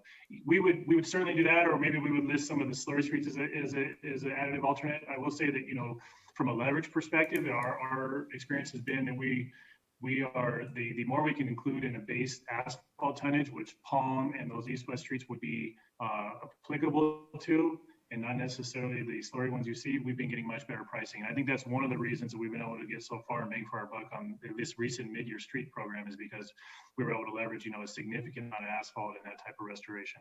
But absolutely, at a minimum, we would be able to get those, as an adult, and then we may even be able to look at kind of restructuring some of those to actually be in the base bid package. Okay, thank you. Any other questions from council? Mayor, just a quick, comment for Mr. Hart. Jeff, on the looking on the map you have in here, what does it means the light red in there? You have a dark red and then a light red on the maps. Well, they should all, it's just all the red streets are the ones that we're identifying is proposed streets. So there shouldn't be any discrepancy unless the map I'm looking at anyways doesn't. There may be a variable of the thickness, and that's just maybe the type of street, but they all the red. So it's as simple as that the green are streets that are recently completed and the red are streets that are you referring to the preliminary streets list or the actual completion map? If you're referring to the preliminary streets list, yeah, they should all be a consistent color. Okay, let me jump in. I'm more particular. My question to you is it's not on the schedule. Is the 5th Street between the I would say Edgar, the 5th Street going up to Michigan on that street. Okay. We're doing hey, first of all, doing excellent job, man. I mean the stuff you guys did excellent job on doing our streets. Now, on looking on the 5th Street, going all the way to the Michigan, and then a small streets in there, and then I will jump in to Massachusetts, and I think we have to look on that because there's a lot of people are using that street, especially people who works on the bakers and the hotel in there, and even the Popeye in there. I mean, they walk. I mean, coming from 8th Street. Why do I know that? I mean, because I do, see them over there, and I do ask them. And that'll be nice, if we will, probably consider or do a little bit earlier than, doing the street on that section. I really appreciate that. That's my comment on that. But other than that, excellent job. Thank you. Thank you, Mayor. Yes, sir. Yeah, thank you. We can certainly, look at that in the same context, the way we prioritize the streets throughout the rest of our pavement management program. Off the top of my head, I'd have to go back and pull the assessment of 8th Street, but we'd be certainly happy to take a look at that. And if it warrants it, maybe list it as an alternate or an additive alternate that potentially can get added if there are funds available. Thank you, Jeff. You have a motion?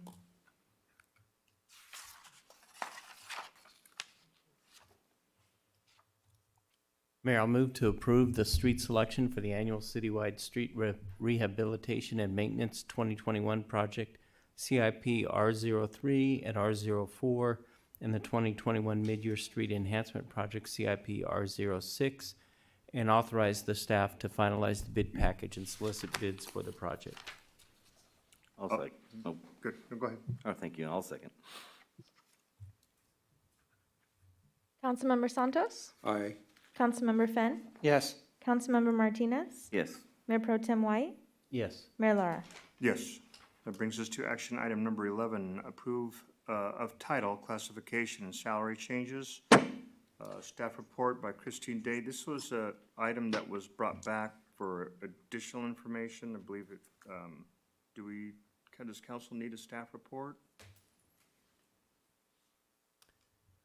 I'm good unless you want to clarify. No, I'm good. No, we're good. I think the information that was provided in the staff report was Yeah. excellent.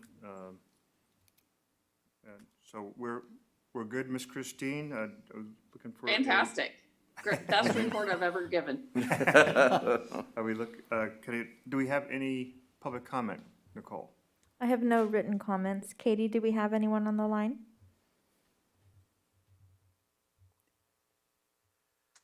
No callers on the line. Okay, so with that, I'd look for a motion from council. Mayor, I'll make the motion to approve of the planning manager title change, approval of the assistant director of public works and assistant city engineer classification and salary scale, approval of the public works manager to principal engineer title change, and approval of the transit operations manager classification and salary scale. I will second. Councilmember Santos? Aye. Councilmember Fenn? Yes. Councilmember Martinez? Yes. Mayor Pro Tem White? Yes. Mayor Lara? Yes. Brings us to action item 12, city council approval of change order number 19 for the wastewater treatment plant upgrade expansion in the amount not to exceed $998,556.60 for the installation of aeration basin risers, aeration basin network switch, high-level alarm for the fine screens, and the addition of actuators at the influent gates. Ms. Christine Day. All right, good evening. I would go 2 for 2, but I want to save you about $903,000 right off the bat. So the change order is actually for $95,556,000. As a matter of fact, there was a bit of I guess my old eyes did not type that correctly on the staff report. And then Mayor, you inflated it about 900,000 on top of that. So look, you and I are saving money everywhere it goes. Wow. This is change order 19 for the treatment plant. There's a description of the 4 items. I'll just run through those very quickly for council. The first item is a safety design that we need to make sure that we have some extension risers on some valves that are over the MVRs. These will allow staff to get in safely and not have to be over we call it mixed liquor. It's basically the concentrated wastewater. So that's change number 1 in the amount of $11,028.75. Item 2 is a change from using the wireless system at the wastewater treatment plant for some instrumentation. We originally had planned to use that and instead decided that due to some connectivity and the ability to make sure that we had those readings all the time, it was decided that we needed to switch to the Cat6 cabling, which is basically hardwiring the device in at the plant. That cost is $14,000 to run, roughly about $14,000 to run that cabling so that we have hardwired instrumentation.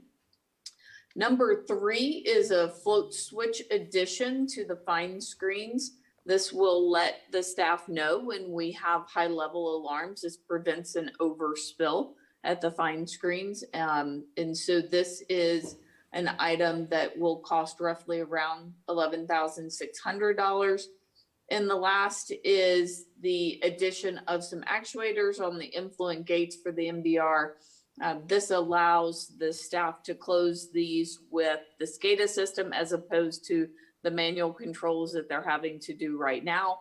The original concept was that we would not have to be closing the MBR gates as often.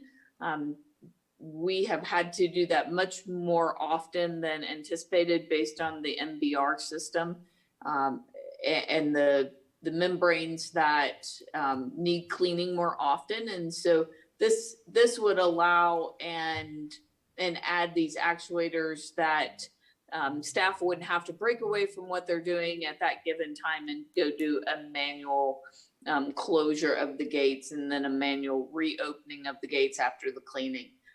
That cost change is roughly about $58,000, making the total of the summary of the change orders $95,556.60. Your fiscal impact shows your accounting to date. This would be taken from your contingency, and then we would update your chart accordingly. You can see your change order chart with the remaining amount. We do have the funds available for this change order. So tonight staff is recommending, again, a bit of a mistake in my old eyes on the recommended action, but the city council approved change order 19 in the amount of $95,560.60. Thaxton is also available for any questions. This is obviously much more technical than myself. And so he can answer any very technical questions you may have. Otherwise, again, our recommendation is approval of the change order. Thank you very much, Christine. Nicole, do we have any public comments for this item? I have no written comments. Katie, do we have anyone on the line? No callers on the line. Okay, I will close public comment and move to council discussion. Any comments or questions from council? Just a quick one, real quick. Mayor, Councilor Martinez. Yes, Ms. Day, real quickly, would you say that the actuators are more necessary because of the more frequent cleaning of the MBR, or do you think that we would eventually have done this anyway? I think that it is a design item that would have been included if we had known where our bids would have come in. It's something that we would always rather close gate valves with a automated, an automation as opposed to the staff. And I think that this amount of money, you know, certainly both from a time efficiency with the staff as well as just the manual operation of having to close those gate valves is a worthwhile expenditure compared to a potential workers' comp claim. Of course. No, I agree. Okay, thank you. Thank you, Mayor. Thank you. See no other comments, I'll look for a motion. Mayor, I'll make a motion to approve change order number 19 for the wastewater treatment plant upgrade and expansion in the amount not to exceed $95,560.60 for the installation of aeration basin risers, aeration basin network switch high-level alarm for the fine screens, and the addition of actuators at the influent gates. I'll second. Councilmember Santos? Aye. Councilmember Fenn? Yes. Councilmember Martinez? Yes. Mayor Pro Tem White? Yes. Mayor Lara? Yes. Brings us to action item 13, authorize the installation and connection of a new potable water supply with Beaumont Cherry Valley Water District for the wastewater treatment plant and deposit an amount of $30,275 with the district for the completion of the work. Staff report by Ms. Christine Day. Good evening, Council. This is an item that we discussed with the council some time back, probably, and I don't remember the exact change order, But where we upgraded the piping in the plant to the 4-inch and had planned for this connection from the very beginning. This basically brings fire suppression ability into your plant, as well as an upgraded potable system through the plant. We have installed the piping through a previous change order. At the time, we had not finished all of the details with Beaumont Cherry Valley. So what we did in order to operate at the plant is we connected to our existing 1/2-inch connection, which then led out into Beaumont Cherry Valley's system. That connection has proven not to have adequate flow to run all of the systems that we need. And so we continue to work through these details with the district to come up with the actual connection point to make sure that there was some safety between both the potable system as well as coming into the wastewater system. They had some initial concerns about how to create that safety barrier. Once those were worked out, we did work with the district to give us a price to make the actual connection point into the pipe as opposed to having the contractor do that. They are anticipating that this work would come in no more than $30,000, but what we're asking council to do tonight is authorize the city manager to make the deposit with Beaumont Cherry Valley Water District. And then if the amount happens to go over, that we would be authorized to complete the remaining connection. And certainly if the final accounting is less than that, we would anticipate a refund from the district. We would tag this to your contingency line item. Again, just as we saw last item, there's plenty of dollars or funds to pay for this. And so again, tonight we would be asking the council to authorize us to make the deposit and then pay any additional expenses should the work exceed the $30,275. Exhibit C is what we received back from the district so that you can see which fees the deposit is actually paying for. Should the council have any questions on that. And then Thaxton and I are here to answer any technical questions should you have them in terms of the connection or service inside the plant facility. Thank you, Ms. Day. Nicole, do we have any public comments on this item? I have no written comments. Katie, do we have anyone on the line? No callers. Okay, I will close public comment.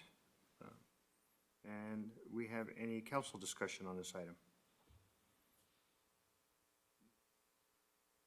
Seeing none, I will look for a motion. Mayor, I'll move to authorize city staff to make a deposit of $30,275 to Beaumont Cherry Valley Water District for the connection and installation of a new water line service for the wastewater treatment plant, and authorize city staff to pay additional expenses associated with this work should the cost exceed $30,275. I'll second. Councilmember Santos? Aye. Councilmember Fenn? Yes. Councilmember Martinez? Yes. Mayor Pro Tem White? Yes. Mayor Lara? Yes. Brings us to action item 14, is city attorney invoices for the month of March. Ms. Nicole, can you please place? Yes, and just for the record, I'm stepping out and recusing myself on this item because it involves my law firm. Let me know when you're ready, Ms. Nicole. Okay. Okay, thank you. If there are no questions from council, I'll look for a motion.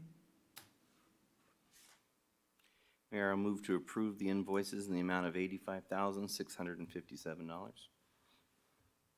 I'll second. Councilmember Santos? Aye. Councilmember Fenn? Yes. Councilmember Martinez? Yes. Mayor Pro Tem White? Yes. Mayor Lara? Yes. Will you bring John back in, Ms. Nicole?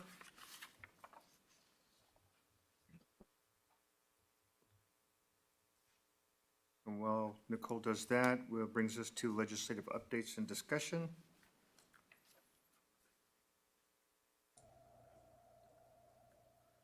Good evening, Mayor and Council. Before you tonight's the legislative update, and I was going to talk about a couple items that occurred in March, which was vaccines for schools from the state of California And really it was, I'm not sure why they named it that, but it was 3 million free rapid COVID tests to support the return to in-person learning for staff and students in some of California's most disadvantaged areas. There's also additional funding for the state's small business grant program.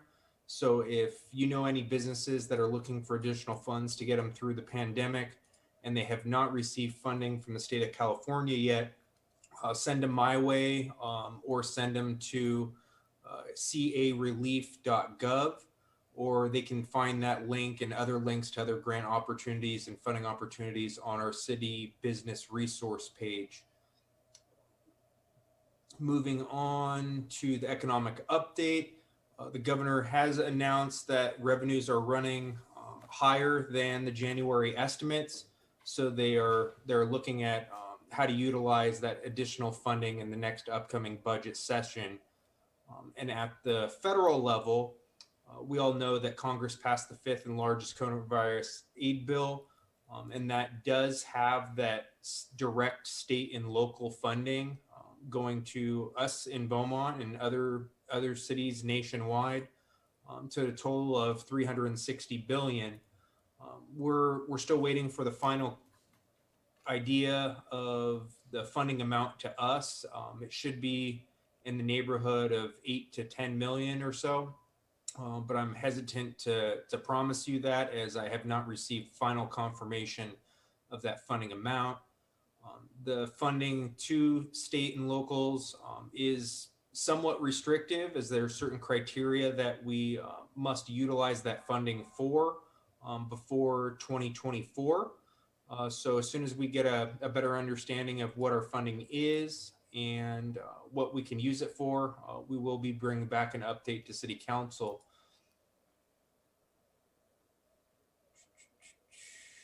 There was an update on the Johnson & Johnson vaccine, but I'm going to go ahead and skip over that based on the recent events, because the update I have is somewhat outdated.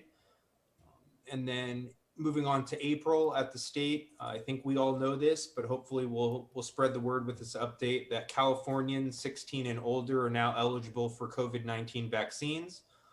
You simply go to myturn.ca.gov for more information. We all know that the county of Riverside and a lot of our neighbors have moved into the orange tier in terms of the tiering system. And the governor also announced that he expects the tiering system to, I'm crossing my fingers, you just can't see it, hopefully phase out by June 15th, where we'll all be back to a non-restricted economy, non-restricted access. But I believe that safety mandates recommended by the CDC, like masks, social distancing, and so forth, will still be in place. There just won't be business limitations, if you will. And then the last thing I had was a result of a Supreme Court ruling for the limitation that the state placed on places of worship, or churches, if you will. And that Supreme Court ruling came out and said that you're not allowed to restrict access to places of worship. So immediately the state reversed course and released new guidelines for worship-related restrictions. And that is all I have. And I do want to allow Thaxton to talk about a new, fun, and exciting, and potentially devastating Assembly bill that has reared its head in the last week or so. And that is Assembly Bill 377. If you're going to write it down and look it up. And Thaxton, I'll kick it over to you so you can tell us what's going on. Thanks for that lead in, Kyle.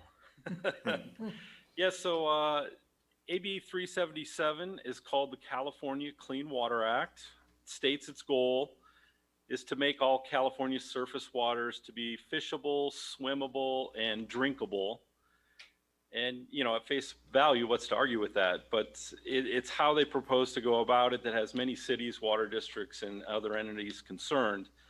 Under existing law, the State Water Resource Control Board and the 9 regional water quality control boards regulate the water quality and set waste discharge requirements for the NPDES, the National Pollutant Discharge Elimination System. You've probably heard us talk about our NPDES permit. That's where that comes from. So thus, each board is required to form and adopt water quality control plans that fit within their region. This bill, as proposed now, would remove the regional board's discretions. It prohibits for schedules of compliance. It ends any existing ones by 2030. It also does not allow for the consideration to discharge parameters that would mutually benefit a region, and it mandates enforcement over compliance, with penalties assessed for violations going to a special fund to further the program. So what that means for us, the city of Beaumont is currently under a compliance schedule, and although we should be out of ours by 2025, you can see that this is something that has a tangible effect. Beaumont and other regional partners also benefit from alternative discharge requirements with the goal of recycled water use that benefits the people. So this one's out there. It's been through a couple of changes already.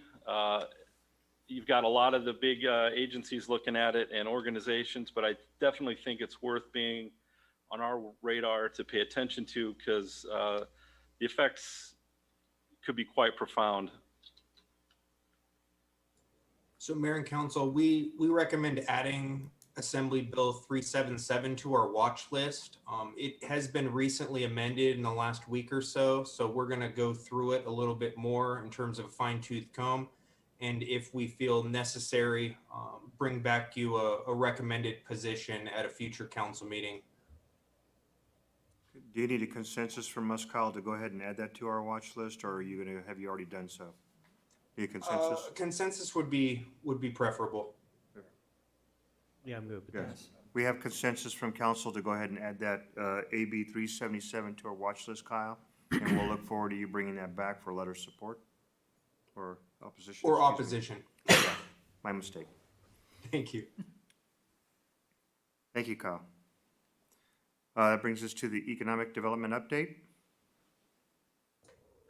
Sorry, I didn't know I was next. So at the last Economic Development Committee meeting, we had a good presentation from the retail coach in terms of their progress so far on the retail market analytics program that they're working on.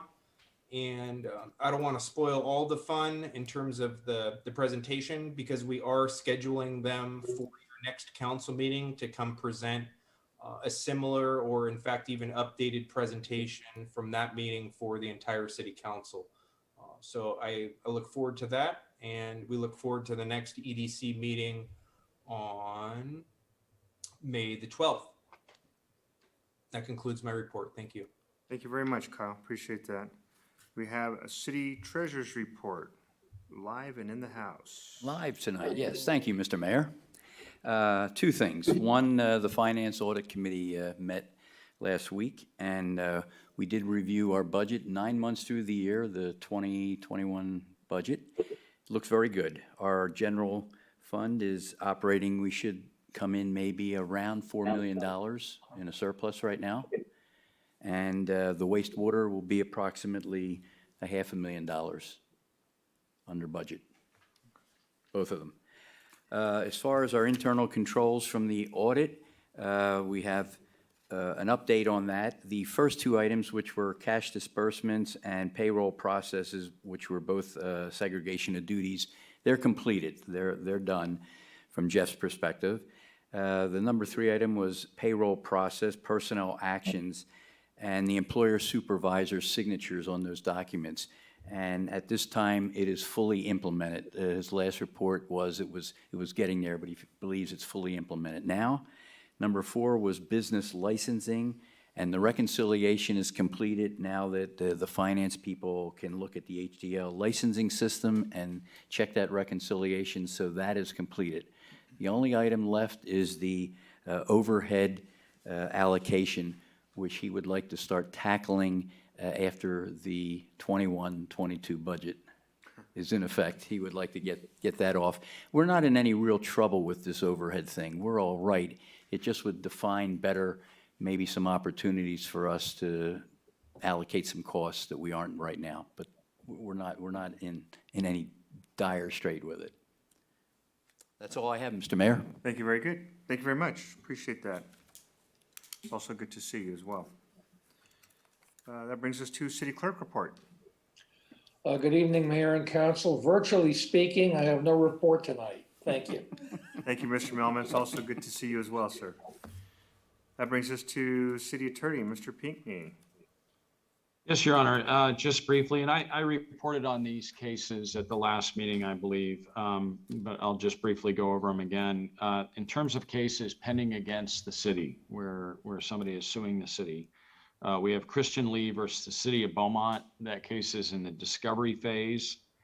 The second case is Charles Peters versus the City of Beaumont, and as I've mentioned in the past, we prevailed at the trial court level. Peters filed an appeal, and we're now working on that appeal. And then we have the Southwest Regional Council of Carpenters versus the City of Beaumont. That's a CEQA case that was filed challenging the general plan update. We have a settlement conference scheduled with the plaintiffs in that case for April 28th. And so that concludes the list. We only have 3 cases that are pending against the City of Beaumont at this time.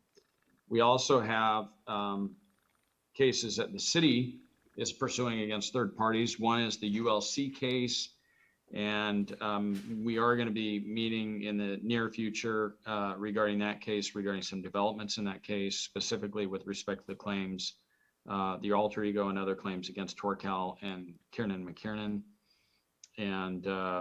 And so I will be coming to you in closed session to update you soon.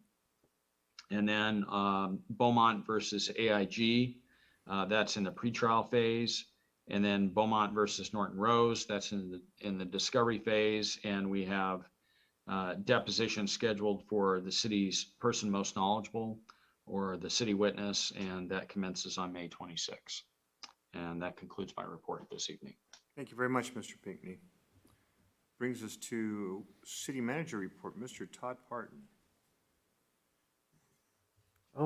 Thank you, Mayor. I'm humbled to be able to address you this evening. At our last meeting, Councilmember Martinez mentioned a very special animal. Yeah, it was part of the endangered species discussion, which I believe was the granite nighthawk. And I'll tell you that it's an amazing animal. It truly is. And there's nothing you should make fun of when it comes down to those nighthawks. But it just so happens, it did hit the news just last week. There has been a petition filed to rename them the Texas Rangers. It's just incredible. And that's because the winds are beautiful to see, but they're becoming increasingly rare. So there we go. But so it's just incredible. The timeliness of the endangered species is incredible. One thing that we're happy with is, again, work continues to proceed with our mid-year street pavement program. So if you kind of drive around town and look around, you'll see streets that probably haven't been touched for generations that are now seeing a little bit of attention and well-deserved care. So we're very excited about that. And then on the vaccination front, as Mr. Wierzinski had mentioned, 18 years and older are now eligible for their vaccinations. So the vaccination center at the Chatney Center is still up and running. So make your reservations and get in there if you are looking forward to getting those vaccinations done. Continue to monitor the Riverside County numbers. Those numbers still appear to be very steady at a low rate of COVID infection. So that number still looks very good, very positive for us. So that concludes my report for you this evening. Thank you. Thank you very much. So you would encourage the younger folks that are now eligible to give it a shot? Oh, you see what I did there? You see how I went? Brought it back around. That was really sharp. Right to the point. Oh, hello. All right. That brings us to future agenda items. Anybody on council have any future agenda items? Mayor Pro Tem White. Yeah, I have one I'd like to bring back for discussion and update the timeline of our downtown project. And here's my thoughts on that, and where I'd like the discussion to head is it's 5 to 10 years before we can expect to have it pretty much completed. But we need to consider some of the zoning issues we put in place on 6th Street and expanding some of that to Beaumont that will encourage a development towards a walking and centralized downtown area. So I think that this would be a good opportunity. What I'd like to do is to start promoting what we're doing in downtown, and hopefully it will attract businesses and retail to come in and start looking at properties as they become available. Mr. Santos and I had a long discussion about this, and I think it might be a good opportunity to involve the Economic Development Committee in looking to ways that we can make it more, there might be ways to provide incentives for businesses to come in now rather than wait. I know that there's some things that the city manager is working on to move towards some of the items that we're going to put into our downtown area. So I would just like to bring a discussion back on a way that we can start to promote what we're going to accomplish, so that businesses will look at that and go, it's going to be a great downtown. If we wait 5 years to buy a business there, it's going to be a little bit different than if we get in earlier.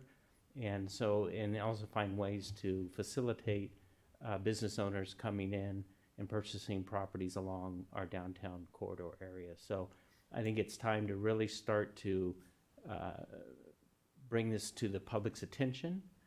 We got approval. We've done the general plan. We've seen some great pictures, but I think it's a good time just to start promoting what we're going to accomplish there, and get people excited about it and drive businesses in now rather than wait till it's all built. So that's what I'd like to bring back as a discussion, and maybe a way that we can direct either staff and or the Economic Development Committee to look at ways to promote this. Okay. Can I, Mayor, can I interject on Mayor Pro Tem Lloyd in here? And that's really a good agenda. If we could do it now, just like he said, than waiting for another 3 or 5 years. And there's a lot of businesses that are looking in our area, but they're looking for the destination. And I think the general plan we have is is really designed to promote a destination here in Beaumont. And I think we have to look seriously also on parking.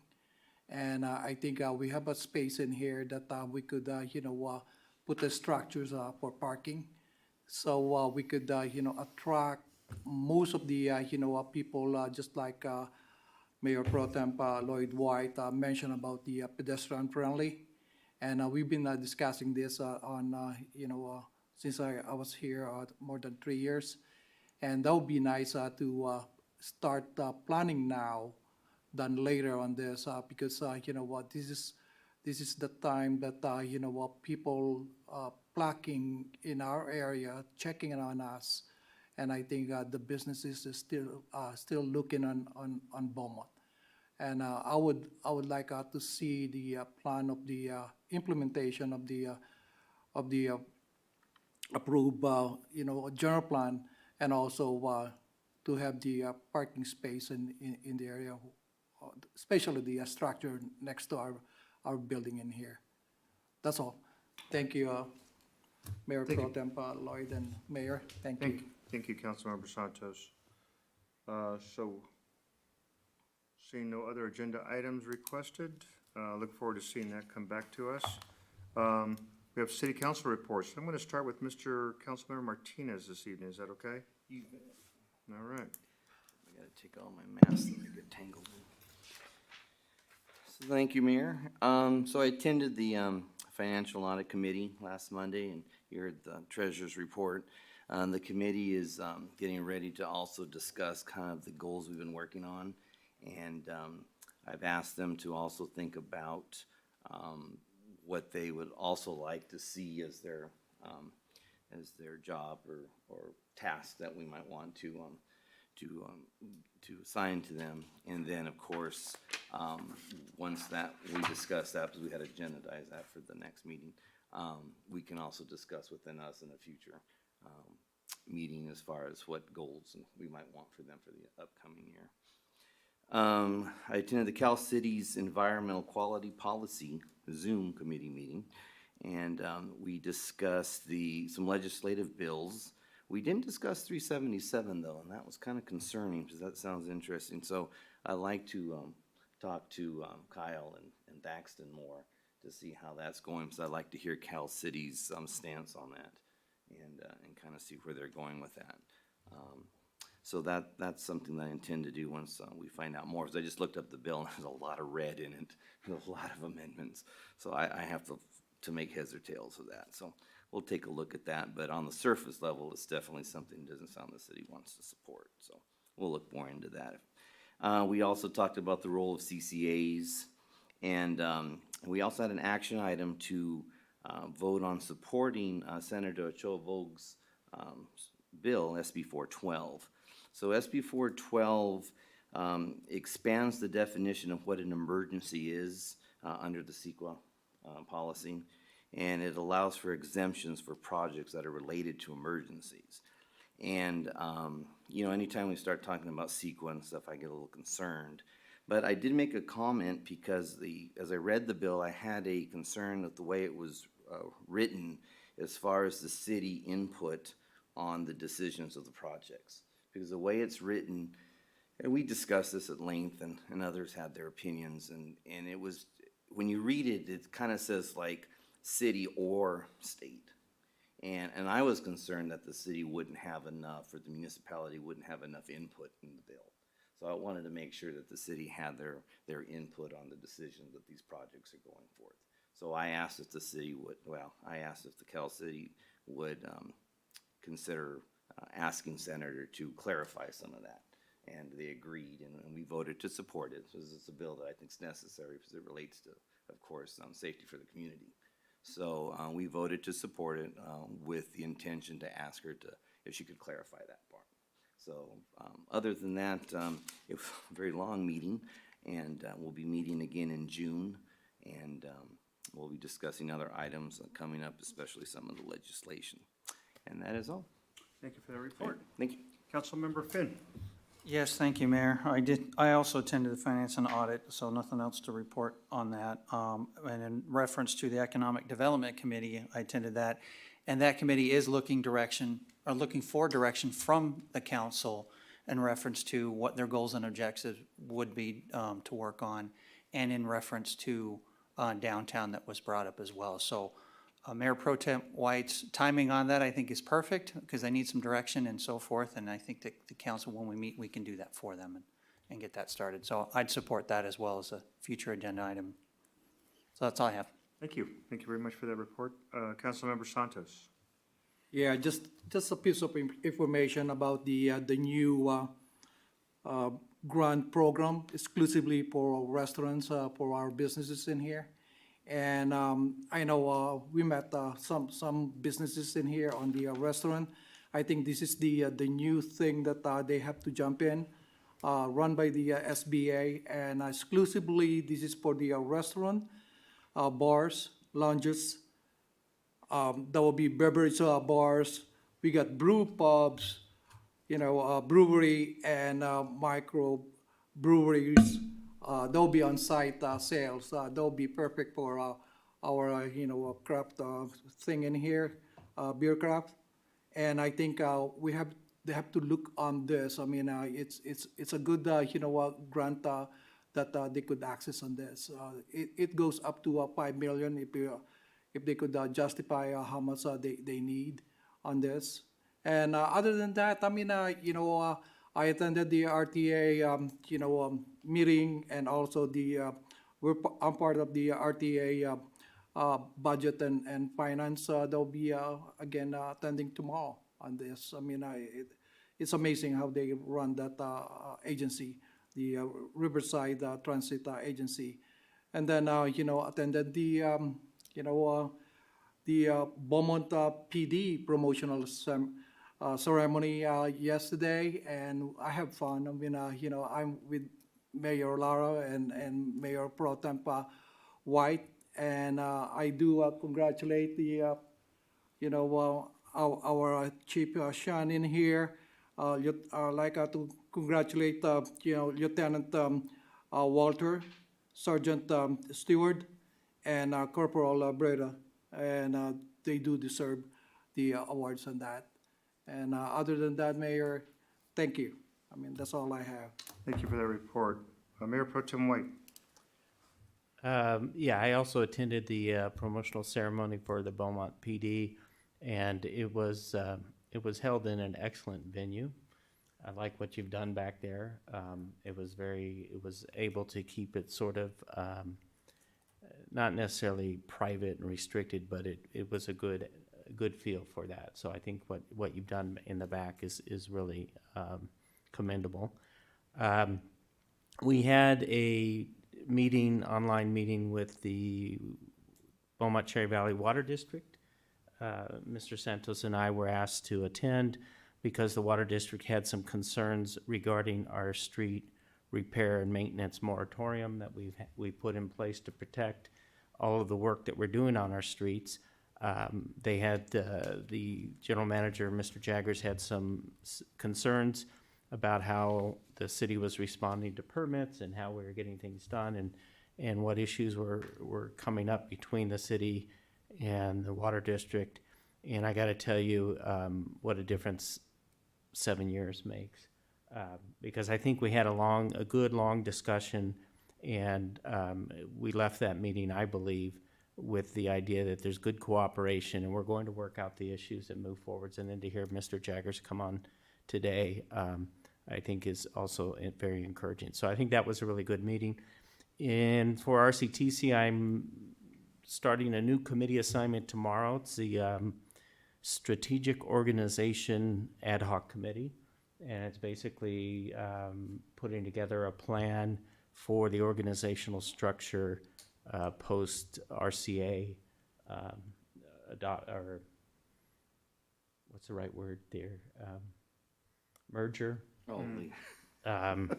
with RCTC. So I believe that's what the discussion's going to be. And then I don't know if we have a video that I'd like to share. Might be better, Mayor, if you want to make your comments. And then it's a video regarding the updates to the Badlands and the 60 freeway. Okay. So we can do that now or after your comments. We can do that at the end prior to our adjournment. Okay. That's all I had. Okay.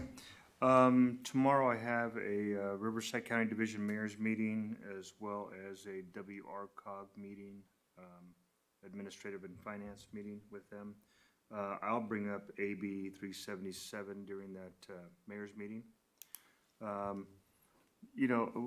attended the promotional ceremony, as did Mayor Pro Tem White and Councilmember Santos. One of the things that I enjoyed, I think the most, was the badge pinning. That was the neat opportunity to see that. So I was glad to be a part of that.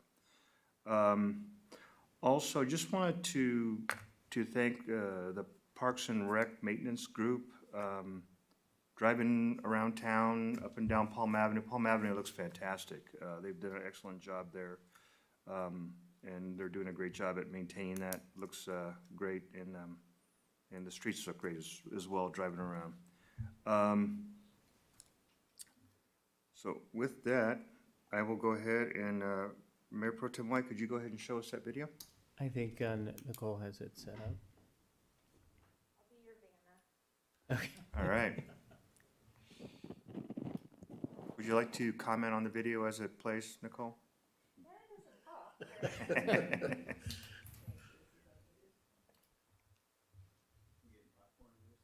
Oh, you got to start? We are breaking ground. the Riverside County Transportation Commission, and our project partners, Caltrans, the Federal Highway Administration, the City of Paris, and the County of Riverside are starting work on the brand-new Interstate 215 Placentia Avenue interchange.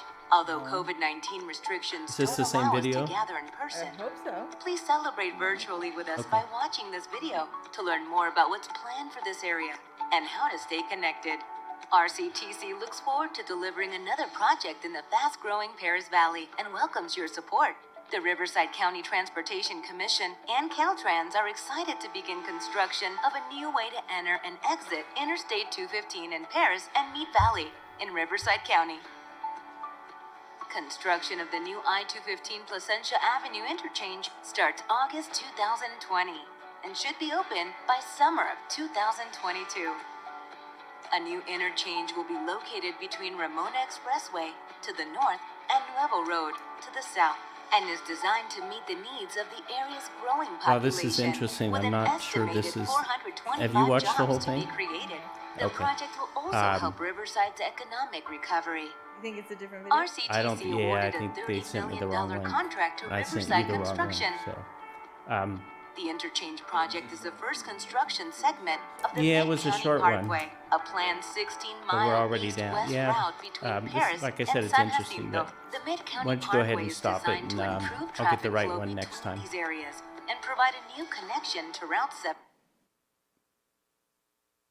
All right. Sorry about that. All right. We have more to look forward to next One thing you learn in the tech industry: every time you do a presentation, it usually fails. If it can go wrong, it will.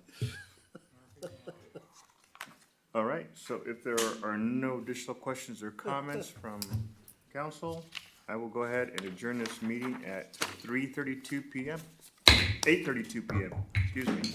Boy, talk about old and reading the numbers wrong.